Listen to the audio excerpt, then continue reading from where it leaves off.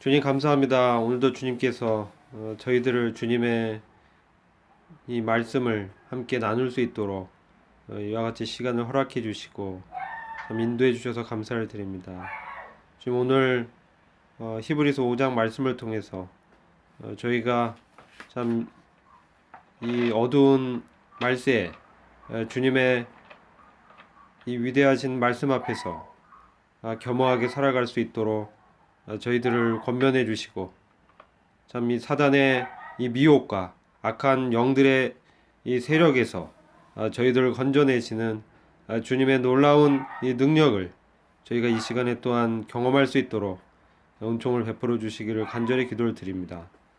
주님 이 시간을 주님께 온전히 의탁을 드리었고 우리 주 예수 그리스도의 존귀하신 이름으로 기도했습니다. 아멘. 아멘. 히브리서 5장 1절부터 같이 한번 읽어보겠습니다. 제가 읽고 형제님들이 읽고 교독하겠습니다.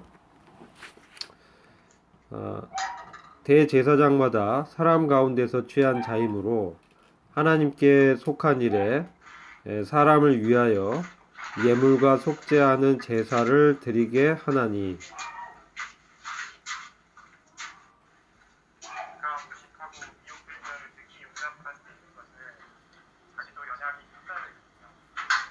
이러므로 백성을 위하여 속죄제를 드림과 같이 또한 자기를 위하여 드리는 것이 마땅하니라. 이 종기는 아무나 스스로 취하지 못하고 오직 아론과 같이 하나님의 부르심을 입은 자라야 할 것이니라. 또한 이와 같이 그리스도께서 대제사장 되심도 스스로 영광을 취하심이 아니요 오직 말씀하시니가 저더러 이르시되 너는 내 아들이니 오늘날 내가 너를 낳았다 하셨고 또한 이와 같이 다른 데서 말씀하실 때에 내가 영원히 멜기세덱의 반차를 따르는 제사장이라.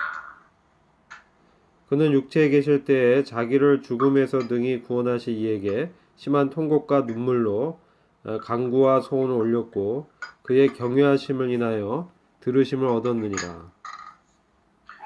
그가 아들이시면서도 받으신 고난으로 순종함을 배워서 온전하게 되었은즉 자기를 순종하는 모든 자에게 영원한 구원의 근원이 되시고 하나님께 멜기세덱의 반차를 따른 대제사장이라 칭하심을 받으셨느니라. 멜기세덱에 관하여는 우리가 할 말이 많으나 너희의 듣는 것이 둔함으로 해석하기 어려우니라. 때가 오래되었으므로 너희가 마땅히 선생이 되었을 터인데 너희가 다시 하나님의 말씀의 초보에 대하여 누구에게서 가르침을 받아야 할 처지이니 단단한 식물을 못 먹고 젖이나 먹어야 할 자가 되었도다. 대저 젖을 먹는 자마다 어린아이니 의의 말씀을 경험하지 못한 자요 단단한 식물은 장성한 자의 것이니 그들은 지각을 사용함으로 면단을 받아 선악을 분별하는 자들이니라. 아멘. 오늘은 그 5장의 이 말씀을 같이 나누는데요.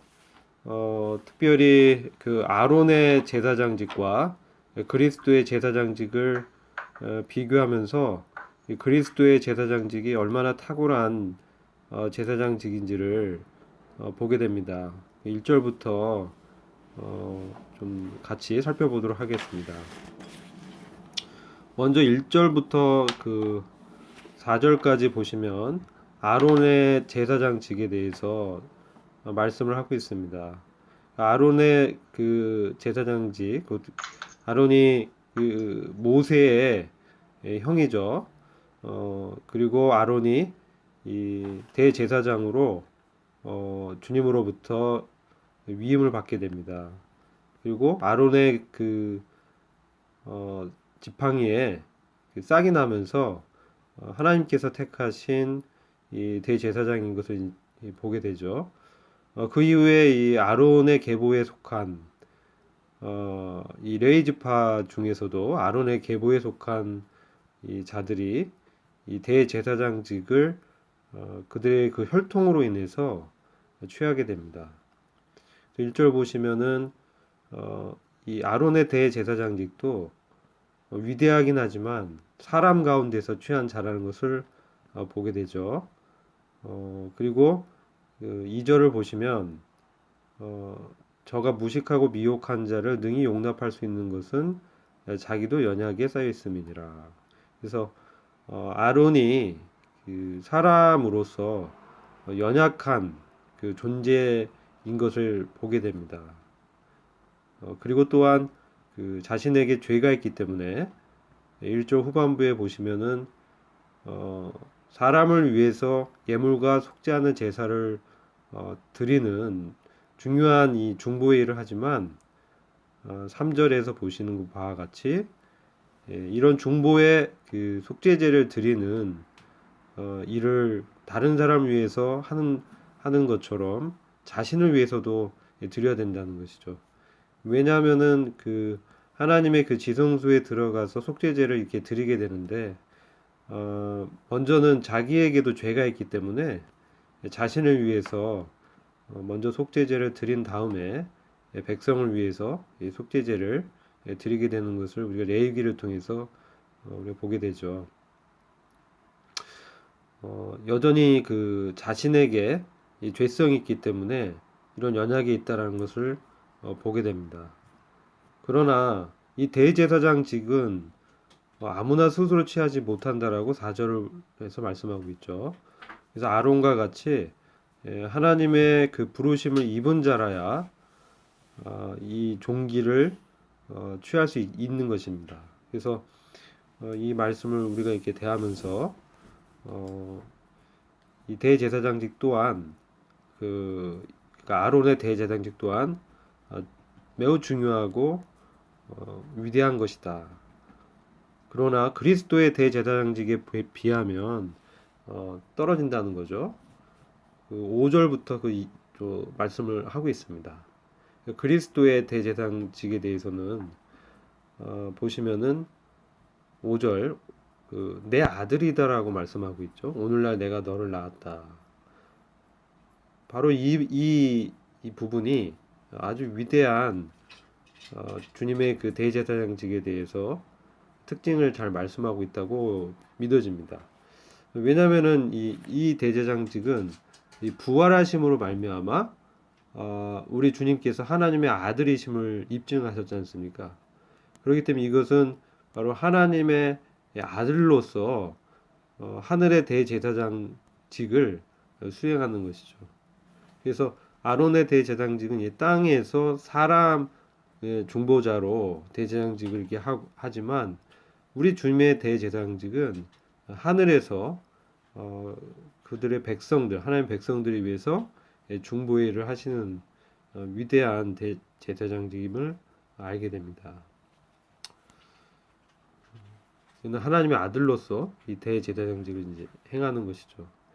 우리가 이를 통해서 이제 보게 되는 것은 하나님의 아들이라는 것은 결국 하나님의 신성을 말씀하는 거죠. 그래서 이 그리스도의 대제사장직은 바로 하나님의 신성에 기초한 아주 뛰어난 대제사장직임을 보게 되고 이것이 바로 아론의 그 대제사장직보다 위대한 점임을 밝히고 있습니다. 그 6절 보시면 또한 이와 같이 말씀하시되 영원히 멜기세덱의 반차를 쫓는 제사장이라 하셨으니 그래서 그리스도의 제사장직은 우리가 구약에 보면은 멜기세덱이라는 그 인물을 창세기에서 보게 되죠. 아브라함이 그 소돔왕을 물리치고 왔을 때 이 멜기세덱의 그 반차를 쫓는 그런 제사장이라는 것을 우리가 그 멜기세덱이 아브라함으로부터 이제 그 11조를 이렇게 취하는 것을 보게 되잖아요. 그러니까 우리가 이런 것들을 통해서 봤을 때 이 멜기세덱이란 인물에 대해서 우리가 7장부터 쭉 다시 그 보게 되지만 우리가 이 멜기세덱의 반차는 정말 사람의 지혜로는 이해할 수 없는 그런 제사장직이라는 것을 알게 됩니다.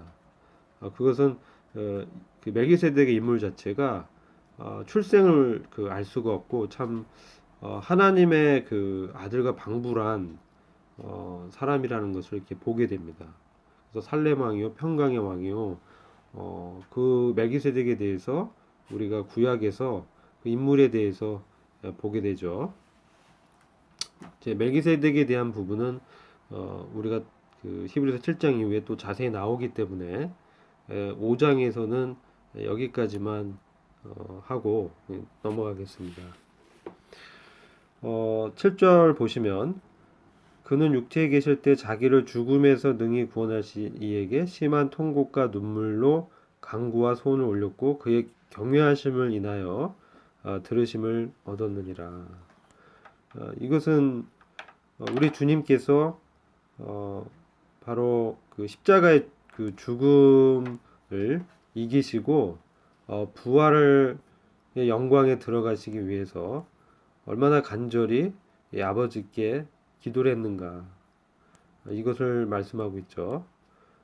바로 그 주님의 이러한 이 경외하심 때문에 아버지께서 주님의 기도를 들으셨다라고 말씀하고 있습니다.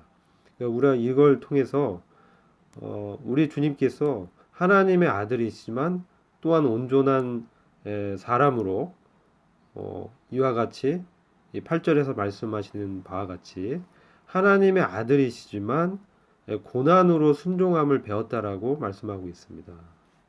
그리고 이 고난을 통해서 아버지 뜻에 온전히 순종하시죠. 즉 십자가에서 죽으시기까지 순종하시지 않습니까? 이게 빌립보서 2장에서 말씀하고 있는데 이와 같이 그 주님께서 고난으로 순종함을 배워서 9절 보시면 온전하게 되었다라고 말씀하고 있습니다. 이것은 주님의 도덕적인 어떤 연약과 그 약점이 있었는데 순종함을 통해서 온전하게 되었다는 얘기가 아니라 바로 주님께서 구원자로서의 자격을 온전하게 갖추시게 되었다는 것이죠. 바로 구원자가 되기 위해서는 사람이 되셔야 되었고 또한 십자가에서 죽는 데까지 아버지께 순종함을 함으로 구원의 사역을 완성하셔야 된다는 거죠. 그런 차원의 온전함이라는 것입니다. 주님의 어떠한 죄성이나 도덕적인 어떤 약점 때문에 그 온전하게 될 필요가 있는 불완전한 존재다, 이런 얘기는 아니라는 것이죠. 그래서 주님께서 십자가의 고난을 순종함으로, 고난을 통해서 순종함을 배워서 이제 우리 주님을 순종하는 모든 자에게 영원한 구원의 그 근원이 되셨다라고 말씀하고 있습니다. 그래서 이제 그리스도 안에서 주님을 믿는 모든 사람이 영원히 바로 이 주님의 의를 힘입을 수 있게 되었다. 그리고 이 구원은 이 영원한 것임을 보게 되는 거죠. 10절 보시면 이것이 이제 하나님께 멜기세덱의 반차를 쫓는 대제사장이라 칭하심을 받게 됐다라고 말씀하고 있습니다. 이런 연유 때문에 우리가 11절 보면 멜기세덱에 관하여는 할 말이 많지만 너희의 듣는 것이 둔함으로 해석하기 어려우니라, 이와 같은 말씀하고 있습니다. 그래서 이 멜기세덱에 대해서는 또 자세히 7장 이후부터 10장에까지 쭉 그 제사장직에 대해서 다루기 때문에 거기서 자세하게 히브리서를 기자가 설명을 하고 있습니다. 그때 우리가 좀 더 자세히 교제할 수 있고요.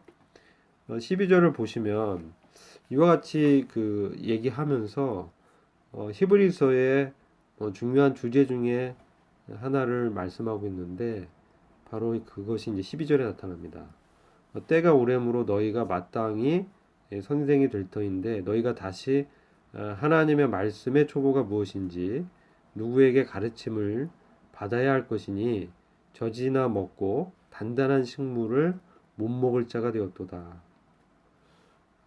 대저 젖을 먹는 자마다 어린아이니 의의 말씀을 경험하지 못한 자요 단단한 식물은 장성한 자의 것이니 저희는 지각을 사용함으로 연단을 받아 선악을 분별하는 자들이니라. 이와 같이 말씀하고 있습니다. 그래서 이미 믿은 지 오래 된 이 사람들에 대해서 말씀하고 있죠. 우리가 이제 구원받은 지 오래됐는데 여전히 그 어린아이의 믿음의 수준에 머물러 있는 것에 대해서 권면하는 말씀이죠. 이것이 이제 히브리서의 또 중요한 주제입니다. 왜냐하면은 그 믿음의 초보에서 이제 벗어나서 성숙한 그리스도인으로서 자라날 것을 말씀하고 있기 때문에 우리가 그러한 그 주제를 이제 보게 되는 것이죠. 그래서 히브리서는 믿음의 성장을 이 주제로 하고 있습니다. 왜냐면 히브리 그 수신자들이 히브리서의 수신자들이 그들이 이제 믿은 지 오래되었는데 여전히 그 초보적인 그 수준에서 벗어나지 못하고 있었기 때문에 유대 종교인의 어떤 회유에 이제 넘어가게 되고 또 침체에 빠지게 되고 믿음이 자람이 없는 젖이나 먹는 어린아이의 믿음의 수준에 머물러 있었다는 거죠. 그래서 여기서 단단한 식물을 취할 것을 말씀하고 있습니다. 그리고 의의 말씀을 경험할 것을 권면하는 것이죠. 이것이 매우 중요한 히브리서의 주제 중에 하나인 것입니다. 그러면 12절의 의미 그리고 13절, 14절의 의미에 대해서 중요하죠. 근데 그것이 이제 우리가 문제를 통해서 나눌 수가 있기 때문에 문제를 나누면서 함께 교제하도록 하겠습니다. 그래서 이 히브리서 5장은 정리하면 아론의 대제사장직과 그리스도의 대제사장직을 비교하면서 그리스도의 대제사장직이 탁월하다 이렇게 말씀하고 그 그리스도의 대제사장직을 이해하기 위해서는 우리가 그 인용된 인물이 멜기세덱이 있었는데 멜기세덱이 그 구약 시대에 등장하는 그 하나님의 아들과 방불한 그 출생을 알 수 없고 살렘 왕이요 평강의 왕이라고 소개되고 있는 그런 말씀을 이제 하게 되면서 그분에 대해서 또 이제 얘기를 하려고 해도 너희들 이제 듣기가 둔한 자다 이렇게 얘기하면서 믿음의 초보적인 그 수준에서 벗어나서 장성한 자의 분량을 말씀하고 있죠. 그와 같이 성장을 해야 된다. 이런 말씀을 하는 것입니다. 그것은 바로 그리스도의 대제사장직을 잘 이해해야 우리가 우리의 믿음이 구원의 초보에서 벗어나서 성화의 깊은 단계로 들어갈 수 있다는 것을 보게 되죠. 그래서 여기서 이제 13절에 젖이 있고 단단한 식물 이렇게 두 가지 말씀이 있는데요. 젖은 이 구원의 초보적인 교리죠. 그리고 단단한 식물은 여러 가지 의미가 있는 것 같아요. 그래서 이 단단한 식물은 주님에 대한 깊은 지식을 말씀하고 있는 것이죠. 그래서 하나님에 대한 깊은 지식.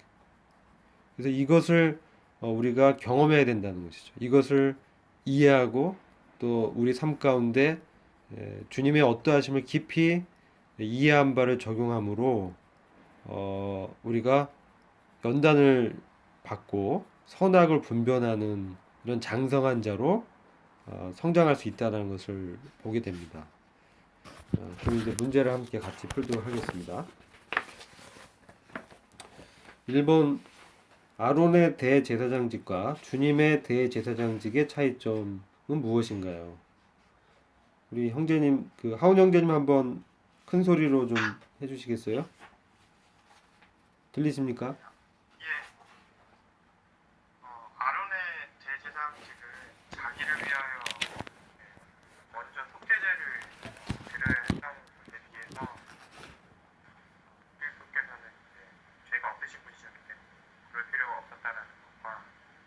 형제님 그 잘 안 들리는데 그 볼륨을 올려주시죠. 올리시고 좀 큰 목소리로 해주시면 좋을 것 같아요. 네. 여보세요? 네, 좋습니다. 네. 잘 들리십니까? 네. 네. 아론의 대제사장직은 아론은 이제 자기를 위하여 먼저 속죄제를 드려야 했던 것에 비해서 그리스도께서는 죄가 없으셨던 분이시기 때문에 그럴 필요가 없었다라는 것과 아론은 이렇게 혈통을 따라서 이렇게 임시적으로 대제사장직을 받은 반면에 그리스도께서는 멜기세덱 반지를 따라서 영원한 우리의 대제사장이 되었다는 점이 차이점을 볼 수 있을 것 같습니다. 네네. 그렇죠. 그리스도의 대제사장직의 특징은 뭐가 있을까요?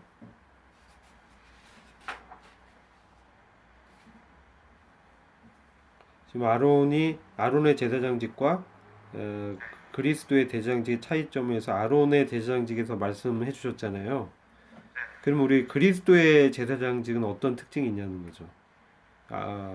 차이점에서 우리가 유추해서 생각할 수 있죠.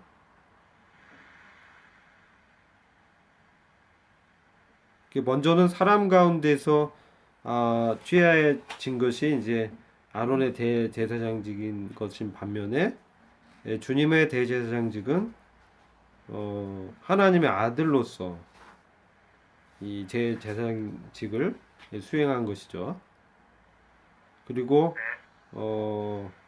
자신을 위해서 이제 속죄제를 드릴 필요가 없다. 왜냐하면은 주님에겐 죄가 없으시다는 거죠. 그리고 연약에 쌓여 있고 도덕적으로 무능력한 사람이 아니라 완전하신 하나님의 아들로 우리 주님은 의를 이루셨다. 라고 있는 것을 이제 차이점으로 얘기할 수 있다고 생각이 됩니다. 두 번째 문제, 그리스도의 순종하심을 통해서 우리는 어떤 유익을 얻게 되었는지요. 이건 상용 형제님 풀어주셔야 될 것 같은데. 예.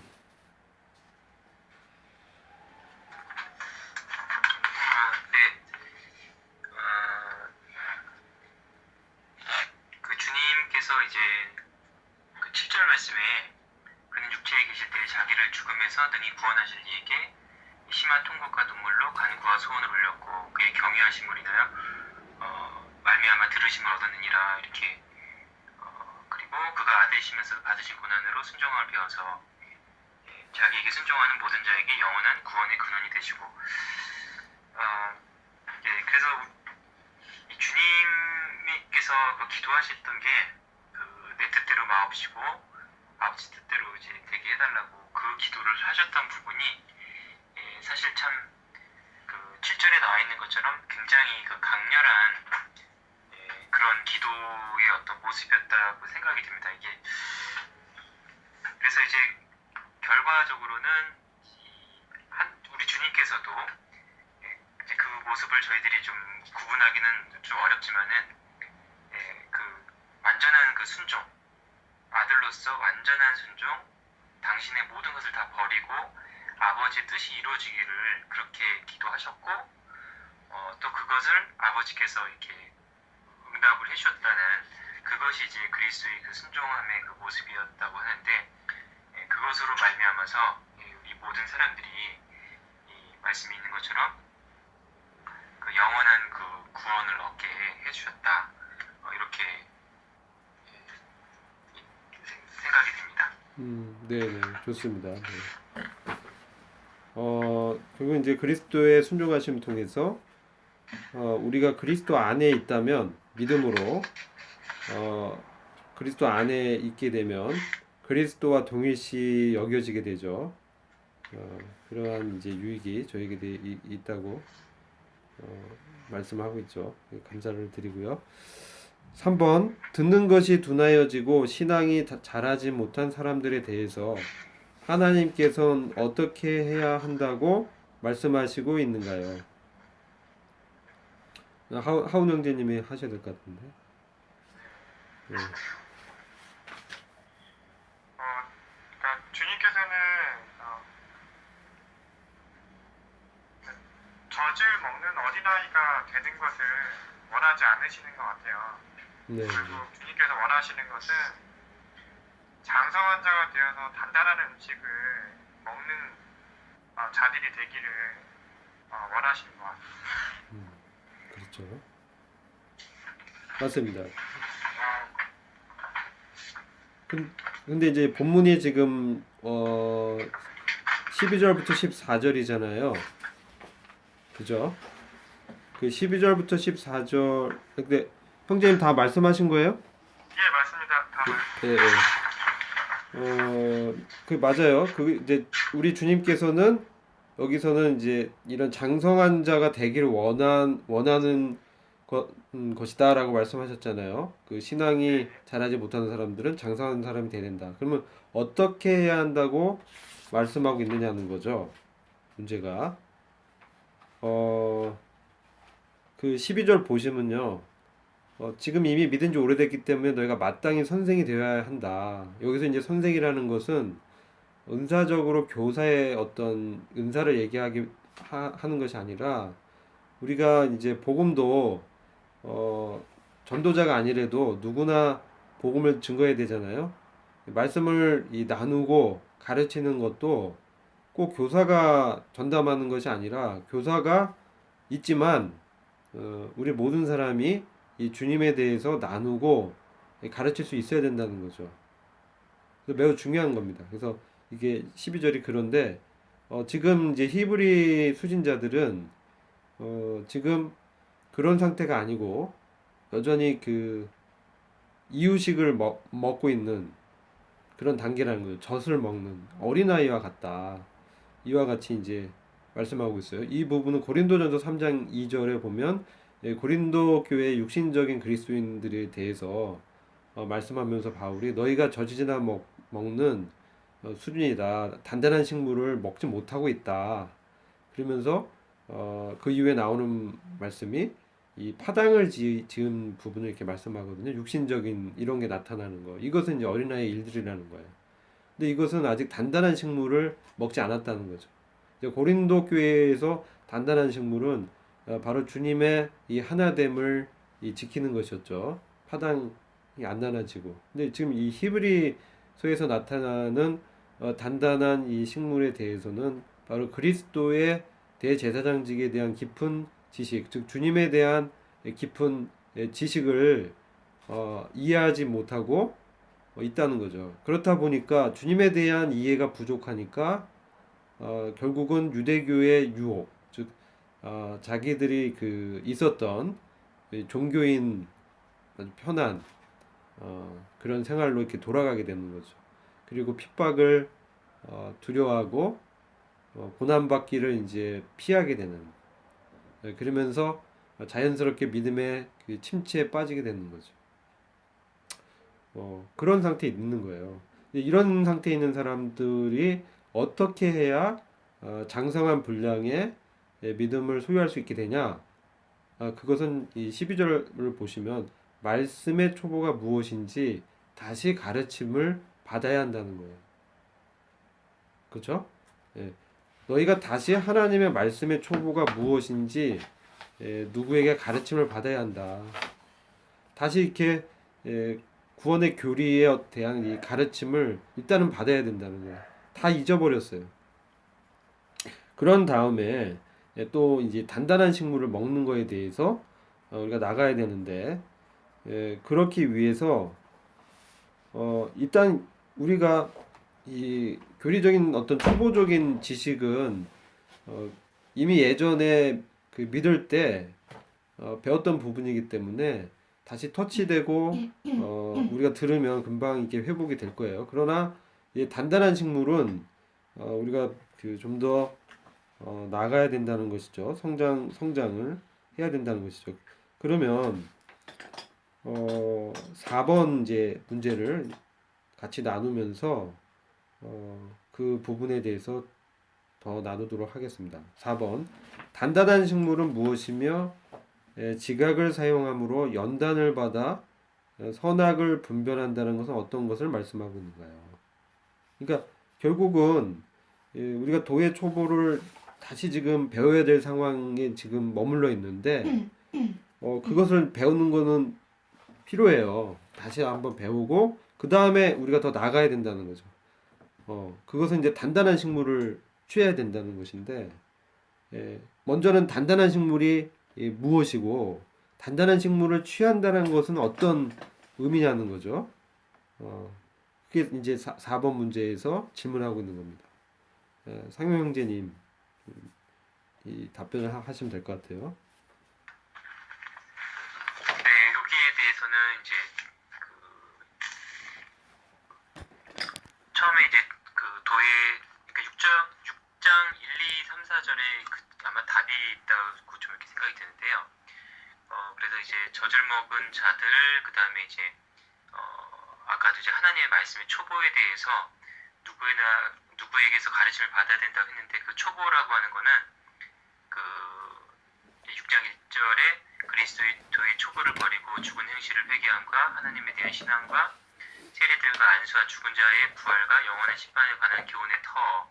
이 부분이 이제 이 어떤 초보적인 어떤 우리 구원에 관련된 그런 부분이라고 생각되고 2절 그 뒤에 부분에 이거에 대한 교훈의 터를 다시 닦지 말고 완전한 대로 이렇게 나아가지니라 이렇게 이제 말씀하시는데 이 완전한 대로 나가는 이것이 지각을 사용하고 선악을 분별하는 어떤 그런 부분인 것 같고 그 다음에 이제 그 11절에 나와 있는 것처럼 이제 멜기세덱에 관한 이렇게 그 갑자기 이제 그 아론의 그 대제사장에 대한 이것을 이제 말씀하시면서도 바로 이제 이 멜기세덱에 대한 굉장히 큰 진리적인 부분으로 이렇게 얘기를 해주는 것 같아요. 그래서 사실 저희도 이 히브리서의 멜기세덱에 대한 말씀을 히브리서 기자가 이제 적어놓지 않았다면 아마 그냥 모르고 지나갔을 것 같아요. 전혀 그냥 관계없이 갑자기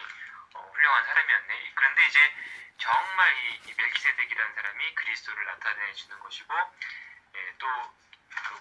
또 이제 그리스도를 나타내 줌으로써 우리 주님에 관련해서 굉장히 또 자세한 어떤 지식들을 저희들에게 보여주게 되는데 그런 것은 정말 이렇게 말씀 가운데 연단을 받고 또 말씀 가운데 풍성하게 그 묵상 가운데 있어야만 깨달아지는 그런 부분이라고 생각이 됩니다. 그래서 이 연단을 받아 선악을 분별한다는 것은 이제 그 교훈의 초보적인 것을 다 이제 넘어가서 구원에 대해서는 이제 또다시 거기에 대해서 계속 그냥 머물러 있고 내가 구원 받았는지 안 받았는지 뭐 이게 이런 것이 아니라 하나님을 아는 지식 가운데 더 안전하게 더 완전한 것을 이렇게 나아가는 거 그거로 이제 분별이 됩니다. 네.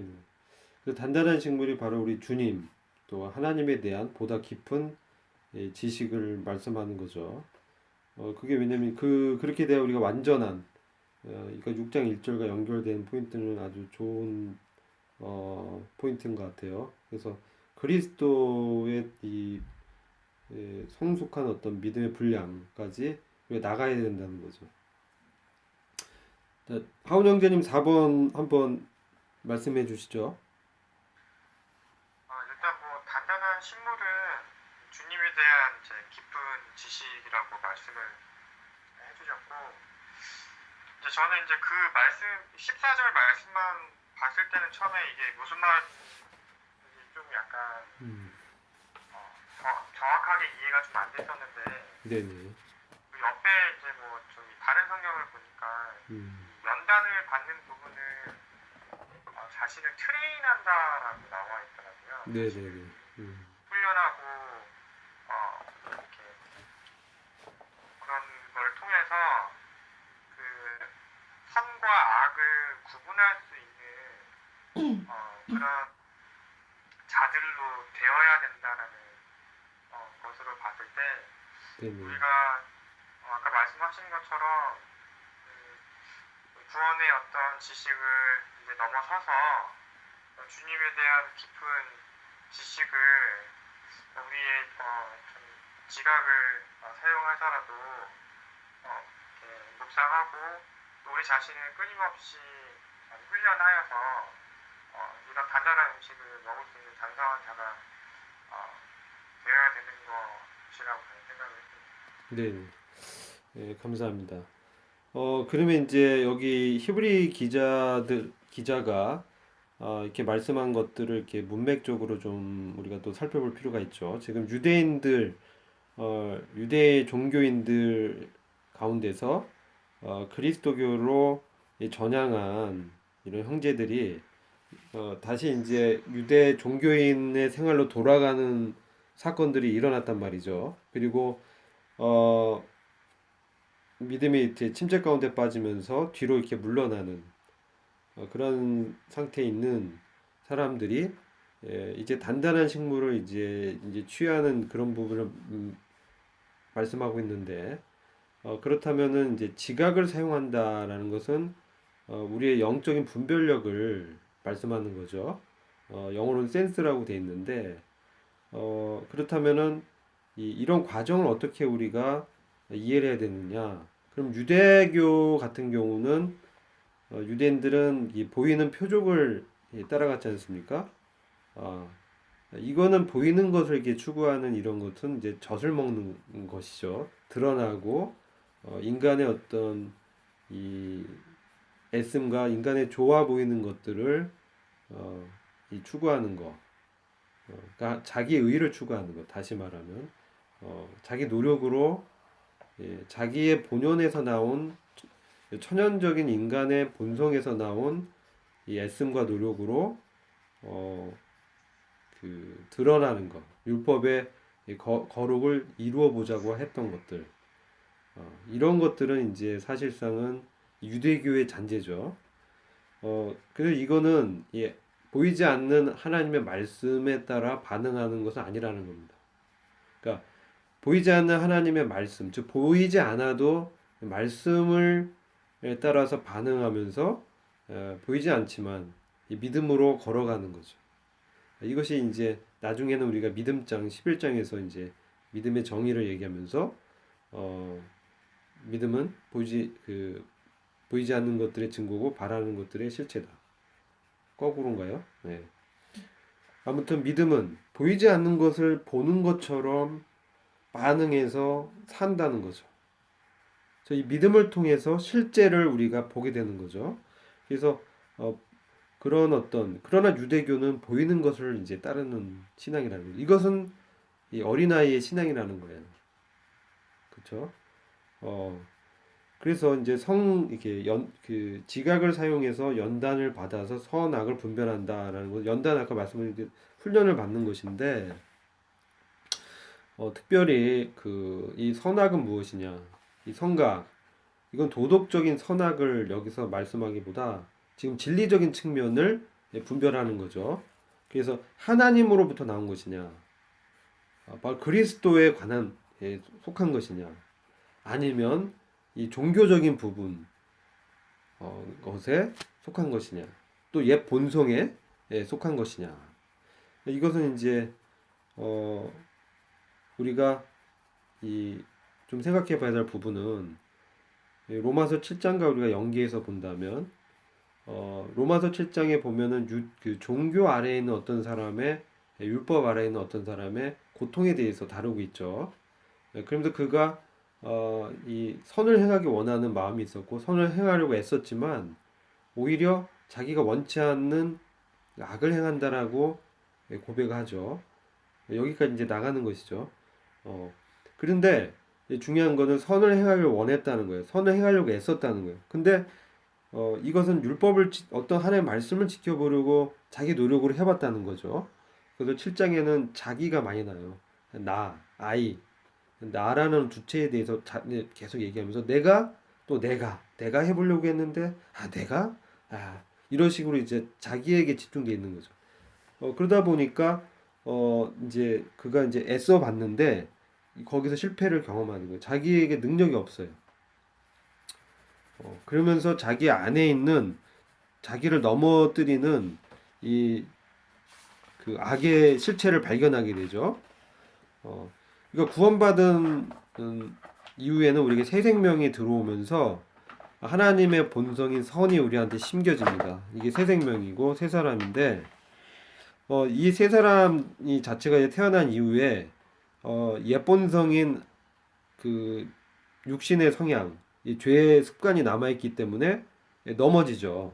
근데 자기가 선한 것을 알고 그것을 하려고 하는데 구원받았기 때문에 그걸 원하는 거예요. 물론 구원받지 않은 사람들이 도덕적 선을 행하길 원하는 측면이 있지만 이것은 하나님의 말씀을 이렇게 추구하는 거예요. 하나님의 그 구원을, 의를 이루어 보려는 거죠. 그런데 그래서 구원받은 사람이 다시 그것을 자기의 어떤 애씀과 노력으로 해보다가 실패하는 거예요. 그러면서 자기가 넘어진 그것을 이제 객관적인 시각에서 보게 됩니다. 이게 분별하게 되는 거죠. 근데 봤더니 자기를 넘어뜨리고 허물을 범하게 했던 그 실체가 구원받은 새로운 나가 아닌 내 이 육신에 있는 죄라는 것을 깨닫게 되는 거예요. 그러면서 내 안에 이 죄가 마치 인격처럼 죄와 그 사망의 법이 이 나를 끌어당겨서 넘어지게 하는 것을 발견하게 되는 거죠. 그러면서 거기서 이 몸의 그 구원자를 이렇게 바라보면서 아, 나는 공고한 자다. 사망의 몸에서 누가 나를 건져내랴. 그러면서 자기 안에 있는 죄를 객관적인 시야에서 분별해 내는 겁니다.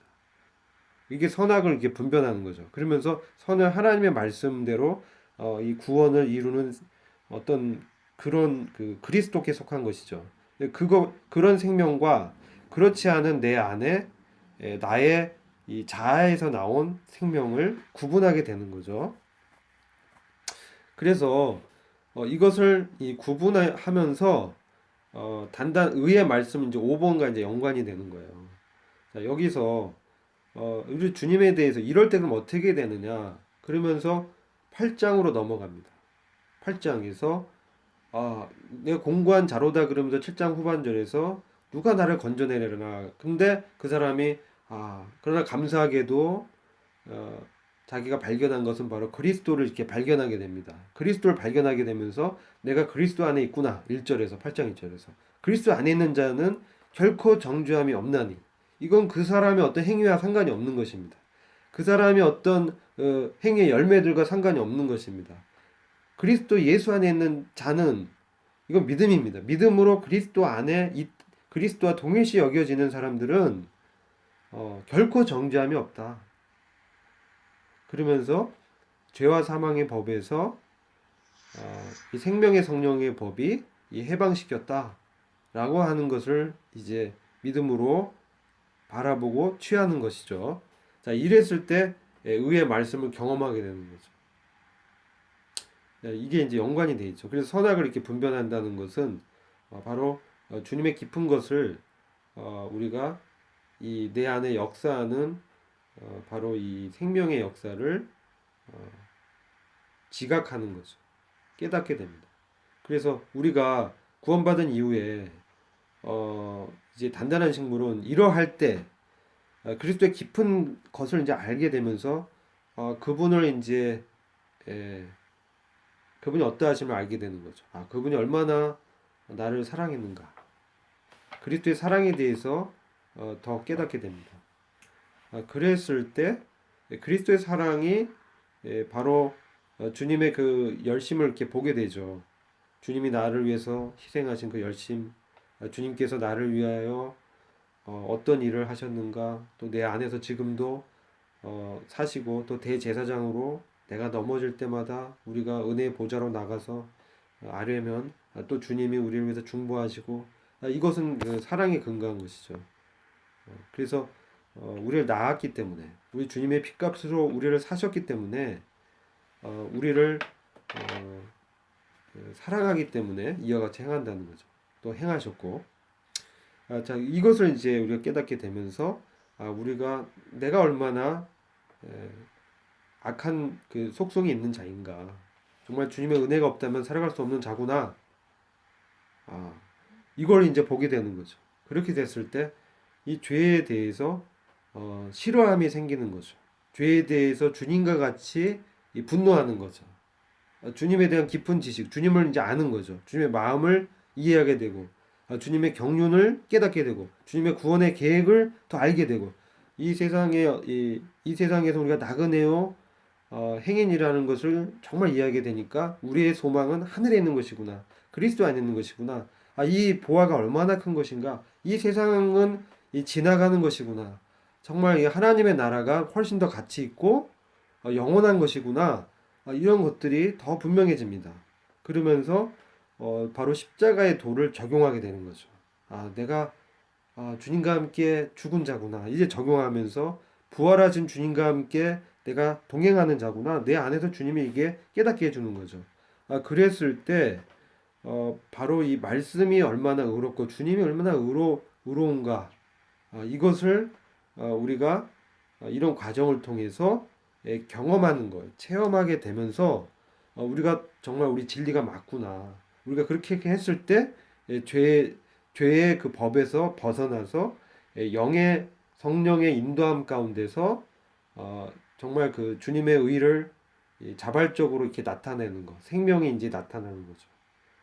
그래서 선으로 악을 이기는 이 승리가 우리 가운데 체험이 되죠. 그러면서 내가 그 인생에 대해서 우리 믿지 않는 자들에 대해서 주님의 마음으로 그들을 볼 수 있게 되니까 그들이 행하는 그런 것들 다 육신적이고 육체라는 것을 깨닫게 됩니다.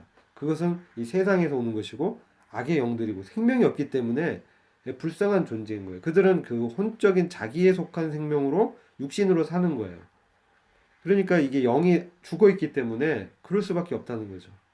그래서 그걸 추구할 수밖에 세상의 것, 자랑, 명예, 쾌락 이런 것들 정욕 이런 것들을 추구할 수밖에 없는 거예요. 죄의 종로로 탈 수밖에 없기 때문에.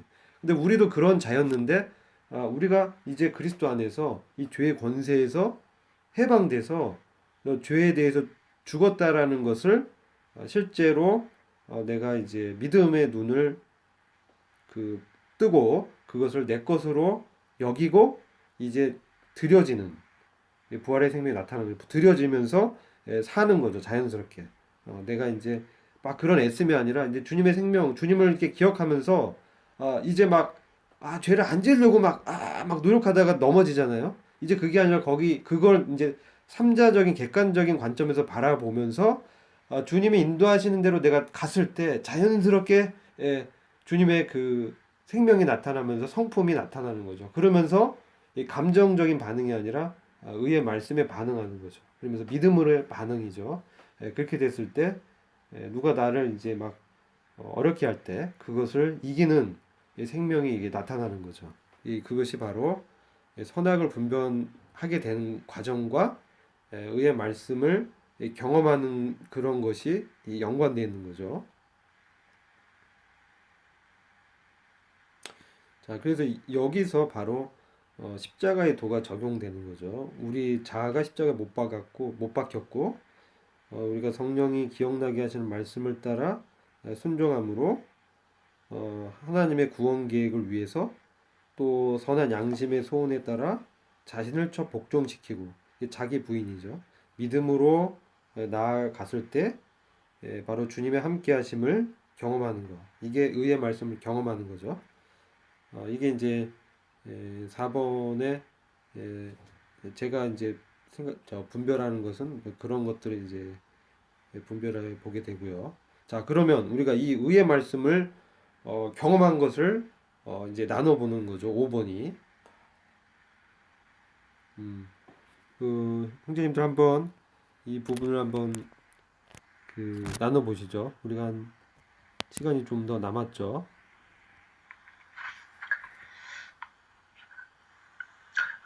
제가 조금 말씀드릴게요, 형님. 그 의의 말씀을 경험한 것 이렇게 했을 때 사실 이제 그 14절에 그 단단한 식물에 대해서 지각을 사용한다는 부분이 사실 이제 말씀을 보면서 제가 이제 어떤 지적인 부분으로 이제 많이 생각을 했거든요. 이게 다시 말해서 지식적인 부분, 성경을 얼마나 많이 알고 있느냐 이제 이런 부분. 물론 이제 도의 초보에 관한 사람들은 이제 말씀을 많이 안 보고 그것도 당연한지 그것도 있겠지만은 이제 킹제임스에서는 이제 우리말 우리말 성경하고 좀 많이 비슷한 것 같아요. 지각을 사용함으로 이렇게 되는데 NIV는 계속적으로 우리 형제님 말씀하신 것처럼 계속적으로 사용을 하여서 우리 자신을 이렇게 연단해서 선과 악을 이제 구별한다 이렇게 이제 말씀이 되어 있어서 그래서 이제 그 의의 말씀을 경험했다라고 하는 것도 물론 이제 어떤 지적인 부분에서 지식을 이제 깨달아서 정말 우리가 감사가 되고 뭐 이런 부분도 있겠지만은 그것이 이제 우리의 삶에 있어서 그러니까는 그 훈련을 하고 그러니까 주님의 말씀대로 우리가 살아가는 어떤 그런 훈련에 대해서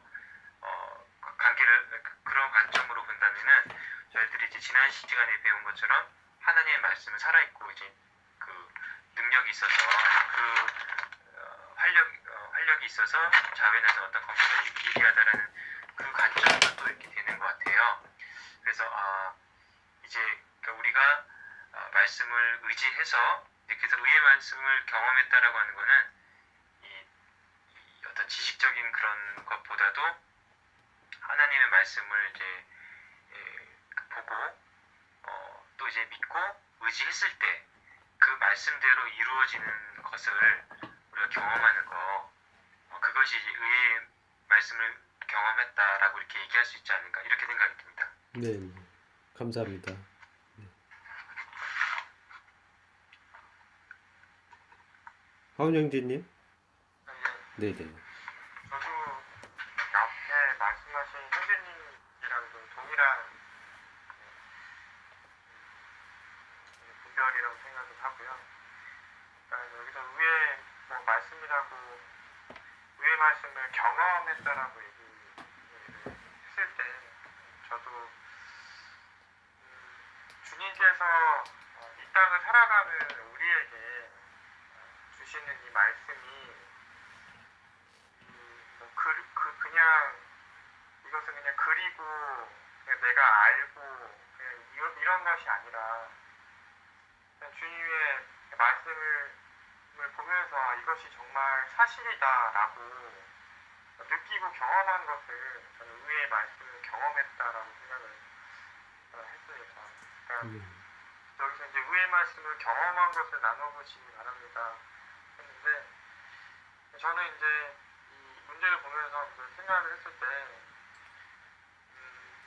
이제 인생의 어떤 이제 중요한 시기 직장을 구하는 문제라든지 결혼을 위해 기도했다든지 그런 시기들을 좀 의지할 곳이 없는 이 상황에서 제가 말씀을 펴고 이 말씀을 봤을 때 주님께서 저한테 주셨던 말씀은 나를 믿어라 라는 말씀이었던 것 같아요. 주님의 그 말씀을 통해서 위로를 받고 그것을 믿고 기다렸을 때 주님께서 선하게 인도하셨던 것을 저는 경험을 했고 또 이 구원받은 이후에도 계속해서 지난 우리가 수요일에 사도행전 봤을 때 베레아 사람들이 그 말씀이 어떠한가 하고 계속해서 묵상하고 봤을 때 그 사람들이 주님의 뜻을 알았던 것처럼 저 역시 이 말씀의 어떤 이 말씀이 무슨 뜻인가 어떤 의도가 있을까 이렇게 고민하고 알고자 했을 때 주님께서 항상 그것에 대해서 알려주시는 것들을 경험을 했거든요. 주님 분명히 주님 찾는 자에게 반드시 자신을 나타내신다. 이런 경험들, 이런 것들이 저는 의의 말씀을 경험한 것이 아닌가 그렇게 생각을 했습니다. 예, 감사합니다. 네.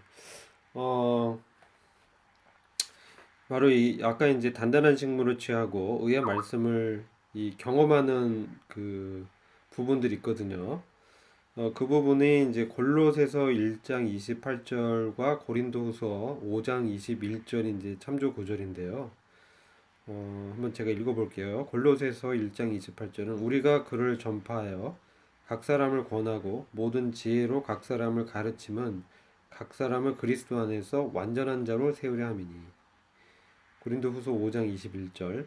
하나님이 죄를 알지도 못하신 자로 우리를 대신하여 죄를 삼으신 것은 우리로 하여금 저희 안에서 하나님의 의가 되게 하려 하심이니라.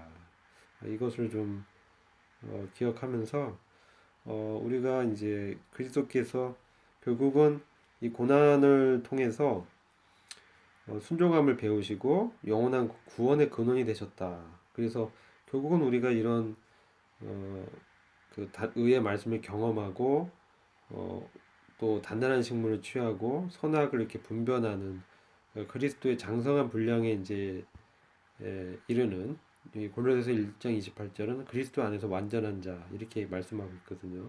이건 도덕적으로 전혀 죄를 짓지 않는다 그런 것이 아니라 우리가 이게 성장하는 그런 과정 가운데서 바로 이게 주님의 이 생명이 나의 삶을 통해서 열매로 이 성령의 열매로 맺혀지는 인격적인 그러한 자로 이 자라나는 부분, 이 성화와 이 관계된 것이라고 분별이 됩니다. 그래서 이러한 삶이 결국은 이 히브리 유대인들 가운데 기독교로 이제 믿음을 표현한 이 형제들에 대해서 지금 이 바울이 아마 히브리서 기자는 바울이라고 생각이 되는데 이 사도가 지금 권면하는 것이죠. 그래서 우리가 이런 것들이 이제 우리가 앞으로 계속해서 좀 나눠야 될 부분이라고 생각이 됩니다. 이제 6장 또 7장 이렇게 쭉 나가면서 우리가 주님의 깊은 지식, 주님의 어떤 분이신지, 하나님의 경륜은 어떤 것을 말씀하고 어떻게 이뤄 나가시는지 이런 것들을 더 깊이 우리가 묵상하고 함께 배우기 원합니다. 시간이 다 돼서요. 우리 형제님들 중에서 기도해 주시고 마치도록 하겠습니다.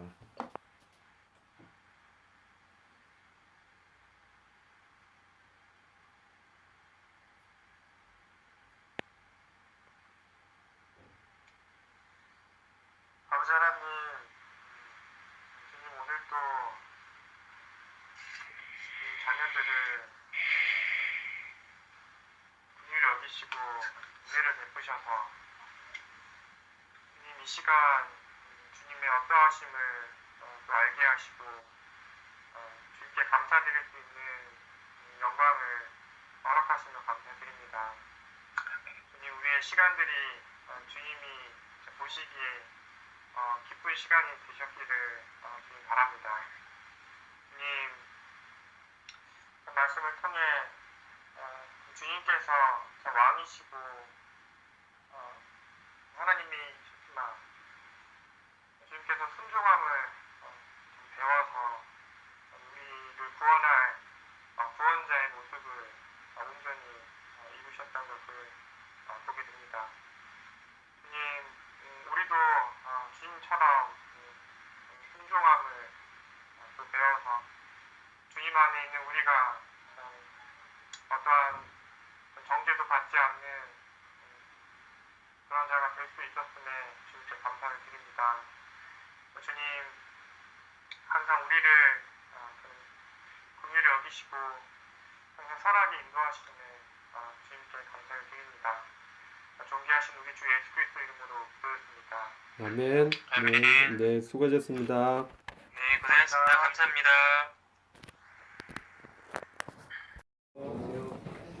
반갑습니다. 오늘 저희들이 함께 교제할 말씀은 히브리서 5장에 있는 말씀입니다.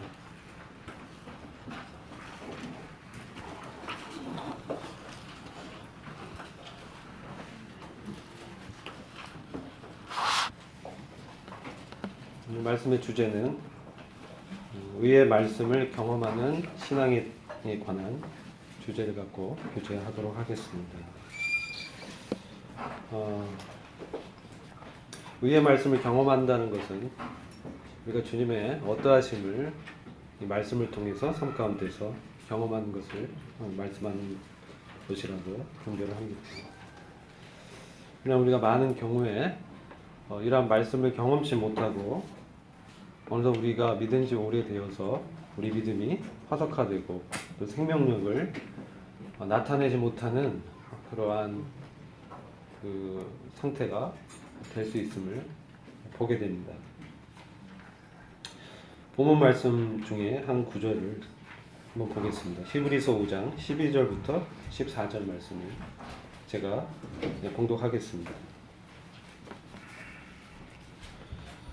때가 오래므로 너희가 마땅히 선생이 될 터인데 너희가 다시 하나님의 말씀의 초보가 무엇인지 누구에게 가르침을 받아야 할 것이니 젖이나 먹고 단단한 식물을 못 먹을 자가 되었도다. 대저 젖을 먹는 자마다 어린아이니 의의 말씀을 경험하지 못한 자요. 단단한 식물은 장성한 자의 것이니 저희는 지각을 사용함으로 연단을 받아 선악을 분별하는 자들입니다.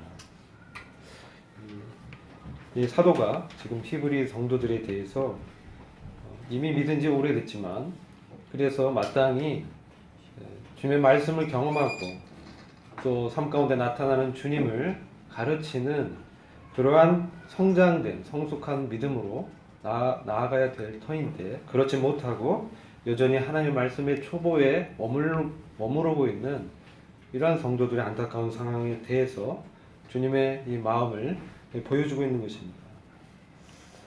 아버지가 자녀를 낳게 되면 이 자녀가 이제 연수가 차면 자라가는 것을 기대를 합니다. 이것은 우리의 자연적인 출생의 경우는 시간이 지나면 자라게 되어 있습니다. 특별한 하자가 없는 한 그렇습니다. 그러나 영적인 출생에 있어서는 그렇지가 않습니다. 영적인 출생은 시간과 관계가 없습니다. 여러분들이 영적인 출생을 해서 그냥 시간이 지나면 내가 성장하고 장성한 분량에 이르리라고 생각할 수 있지만 그렇지 않습니다. 왜냐하면 히브리서를 쓴 사도는 지금 히브리 성도들에게 그와 같이 경고하고 있는 것입니다. 때가 이미 오래되었다라고 말씀하죠. 그러나 여전히 13절 보시면 젖을 먹고 있는 상태를 경고하고 있는 것입니다. 이것은 어린아이의 상태인 것입니다.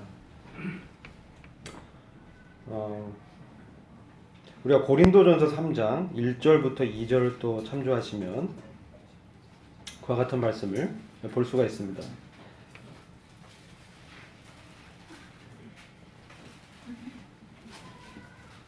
형제들아, 내가 신령한 자들을 대함과 같이 너희에게 말할 수 없어서 육신에 속한 자, 곧 그리스도 안에서 어린아이들을 대함과 같이 하노라. 내가 너희를 젖으로 먹이고 밥으로 아니하였노니 이는 너희가 감당치 못하였음이거니와 지금도 못하리라. 자, 바울은 고린도 교회 성도들에 대해서도 비슷한 말씀을 하고 있습니다. 육신에 속한 자라고 말씀하고 있죠. 육신에 속했다라는 것은 육신의 옛 본성에 따라서 사는 것을 말씀하는 것입니다. 우리가 그리스도 안에 들어간 이후에도 우리가 주님을 주로 고백한다 할지라도 우리 삶 가운데는 이러한 육신에 속한 이 삶이 나타날 수가 있는 것입니다. 그래서 이 부분은 매우 중요한 영적인 시사점이 있습니다. 그럼 이 젖과 같은 말씀은 무엇인가? 이것은 하나님의 말씀의 초보라고 말씀하고 있습니다. 이 말씀을 이해하기 위해선 6장 1절과 2절을 참조를 해야 됩니다. 히브리서 6장 1절과 2절이 연이어서 사도가 말씀을 증거하고 있습니다. 그러므로 우리가 그리스도의 도의 초보를 버리고 죽은 행실을 회개함과 하나님께 대한 신앙과 침례들과 안수와 죽은 자의 부활과 영원한 심판에 관한 교훈의 터를 다시 닦지 말고 완전한 데 나아갈지니라. 이 말씀에서 그리스도의 도의 초보라고 분명히 말씀을 한 이후에 그렇다면 그리스도의 도의 초보는 어떤 것인지를 사도는 설명을 하고 있는 것입니다. 죽은 행실을 회개하고 하나님께 대한 신앙은 복음의 기본 진리입니다. 우리는 이 말씀을 대하면서 다시 한번 히브리서 수신자에 대하여 사도가 거룩한 형제들이요 이렇게 3장에서 그들을 호칭하는 것을 기억해야 됩니다. 그리고 이 히브리서 성도들에 대해서 우리와 같다, 즉 동일시하고 있습니다. 이 히브리서는 기본적으로 구원받은 성도를 대상하고 있는 것입니다. 근데 그리스도의 도의 초보에 머물고 있는 그러한 영적인 미숙함을 지금 사도는 경고하고 있는 것입니다. 그리고 침례들과 안수, 이것은 우리가 사도행전에서 많이 볼 수가 있습니다. 요한의 침례만 너희가 아느냐, 너희가 믿을 때 성령을 받지 아니하느냐, 성령의 침례는 받지 않았느냐, 그런 부분이죠. 안수는 무엇입니까? 사도 바울이 디모데서에서 디모데를 안수할 때 그의 은사가 불일듯 일으킬 것을 말씀하지 않았습니까? 사도행전을 통해서 이 말씀은 여러 군데에서 우리가 발견할 수 있는 것입니다. 또한 죽은 자의 부활과 영원한 심판, 이것은 사도행전에서 바울이 매우 자주 인용한 복음의 핵심 주제인 것입니다. 죽은 자의 부활 때문에 내가 갇혔다, 내가 이와 같이 잡혀있다, 이렇게 바울이 여러 번 얘기합니다. 그렇기 때문에 이 말씀을 단순히 유대계 교리라고 볼 수가 없는 것입니다. 왜냐하면 그리스도의 도의 초보를 버리라고 말씀하고 있기 때문에 그렇습니다. 그래서 우리는 그리고 2절을 보시면 이러한 교훈의 털을 다시 닦지 말고 완전한 데 나아갈지니라. 이 터는 매우 중요합니다. 복음의 기본 진리, 죽은 행실을 회개함, 율법의 그러한 행위로 구원받을 수 없기 때문에 그러한 행실은 죽은 행위죠. 그것을 회개하고 돌이켜서 하나님께 대한 믿음을 갖는 것은 매우 중요한 우리의 터인 것입니다. 우리가 주님과 함께 연합되었다, 침례가 그런 의미 아닙니까? 매우 중요한 이 터인 것입니다. 그리고 장래에 어떤 일이 일어날지, 이런 주님의 심판과 또 죽은 자의 부활은 너무나 중요한 기본 진리를 말씀하고 있습니다. 이 터를 기초 삼아서 닦지 말고라는 것은 이것을 무시하라는 그런 말씀이 아니라 이 터를 기초 삼아서 다시 이 기초에 머물지 말고 이제 완전한 데에 나아갈 것을 말씀하는 것입니다. 이 완전한 것은 이 장성한 분량의 믿음을 말씀하는 것입니다. 그리스도의 인격의 장성한 분량이 그의 삶을 통해서 나타나는 것을 말씀하는 것입니다.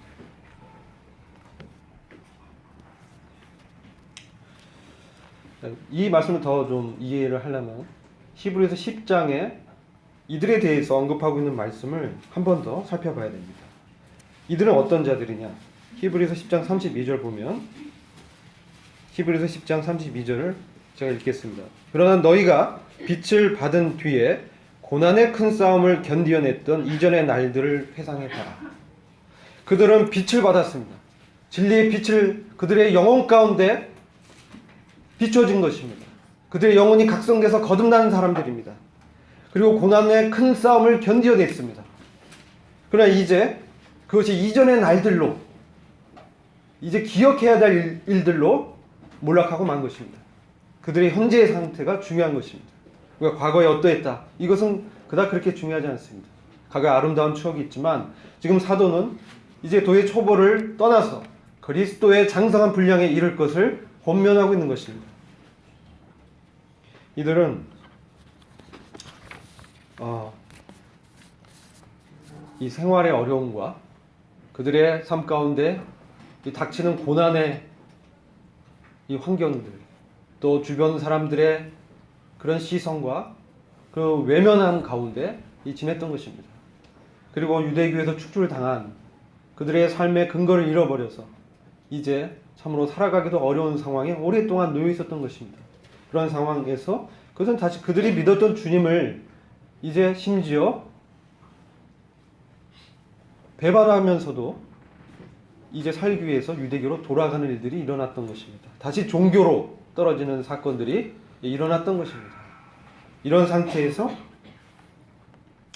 심각한 영적인 어려움 가운데 있었기 때문에 이 사도는 이와 같이 권면하는 것입니다. 왜 그렇습니까? 그들은 단단한 것을 취하고 지각을 사용하고 연단을 받아 선악을 분별하는 이런 장성한 분량에 아직 이르지 못했기 때문입니다. 이 단단한 것은 어떤 것입니까? 이 단단한 것을 우리가 취해야 됩니다. 그럼 성경에서 말씀하고 있는 이 단단한 것은 무엇입니까? 이게 5장 14절에 단단한 식물을 이렇게 말씀하시면서 11절에서 멜기세덱에 관하여 우리가 할 말이 많다라고 하고 있습니다. 그러나 너희의 듣는 것이 둔함으로 해석하기 어려우니라. 멜기세덱은 창세기 14장에 나오는 인물이죠. 그리고 시편 110장 4절에 언급되고 있습니다. 주님께서 맹세로 너를 멜기세덱의 반차를 쫓는 영원한 제사장으로 삼겠다는 말씀이 기록되어 있습니다.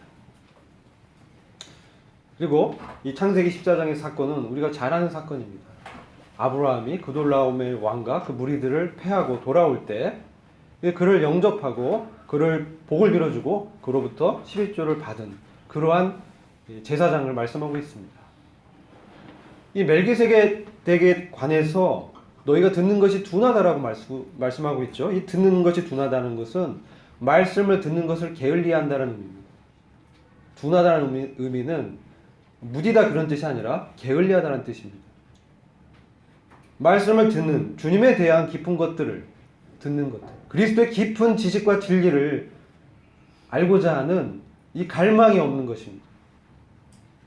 그렇기 때문에 들어도 해석이 안 되고 여전히 도의 초보에서 머물면서 자신의 상태를 보기 때문에 주님의 그 영혼이 무고한 생명을 주님이 갖고 계시지 않습니까?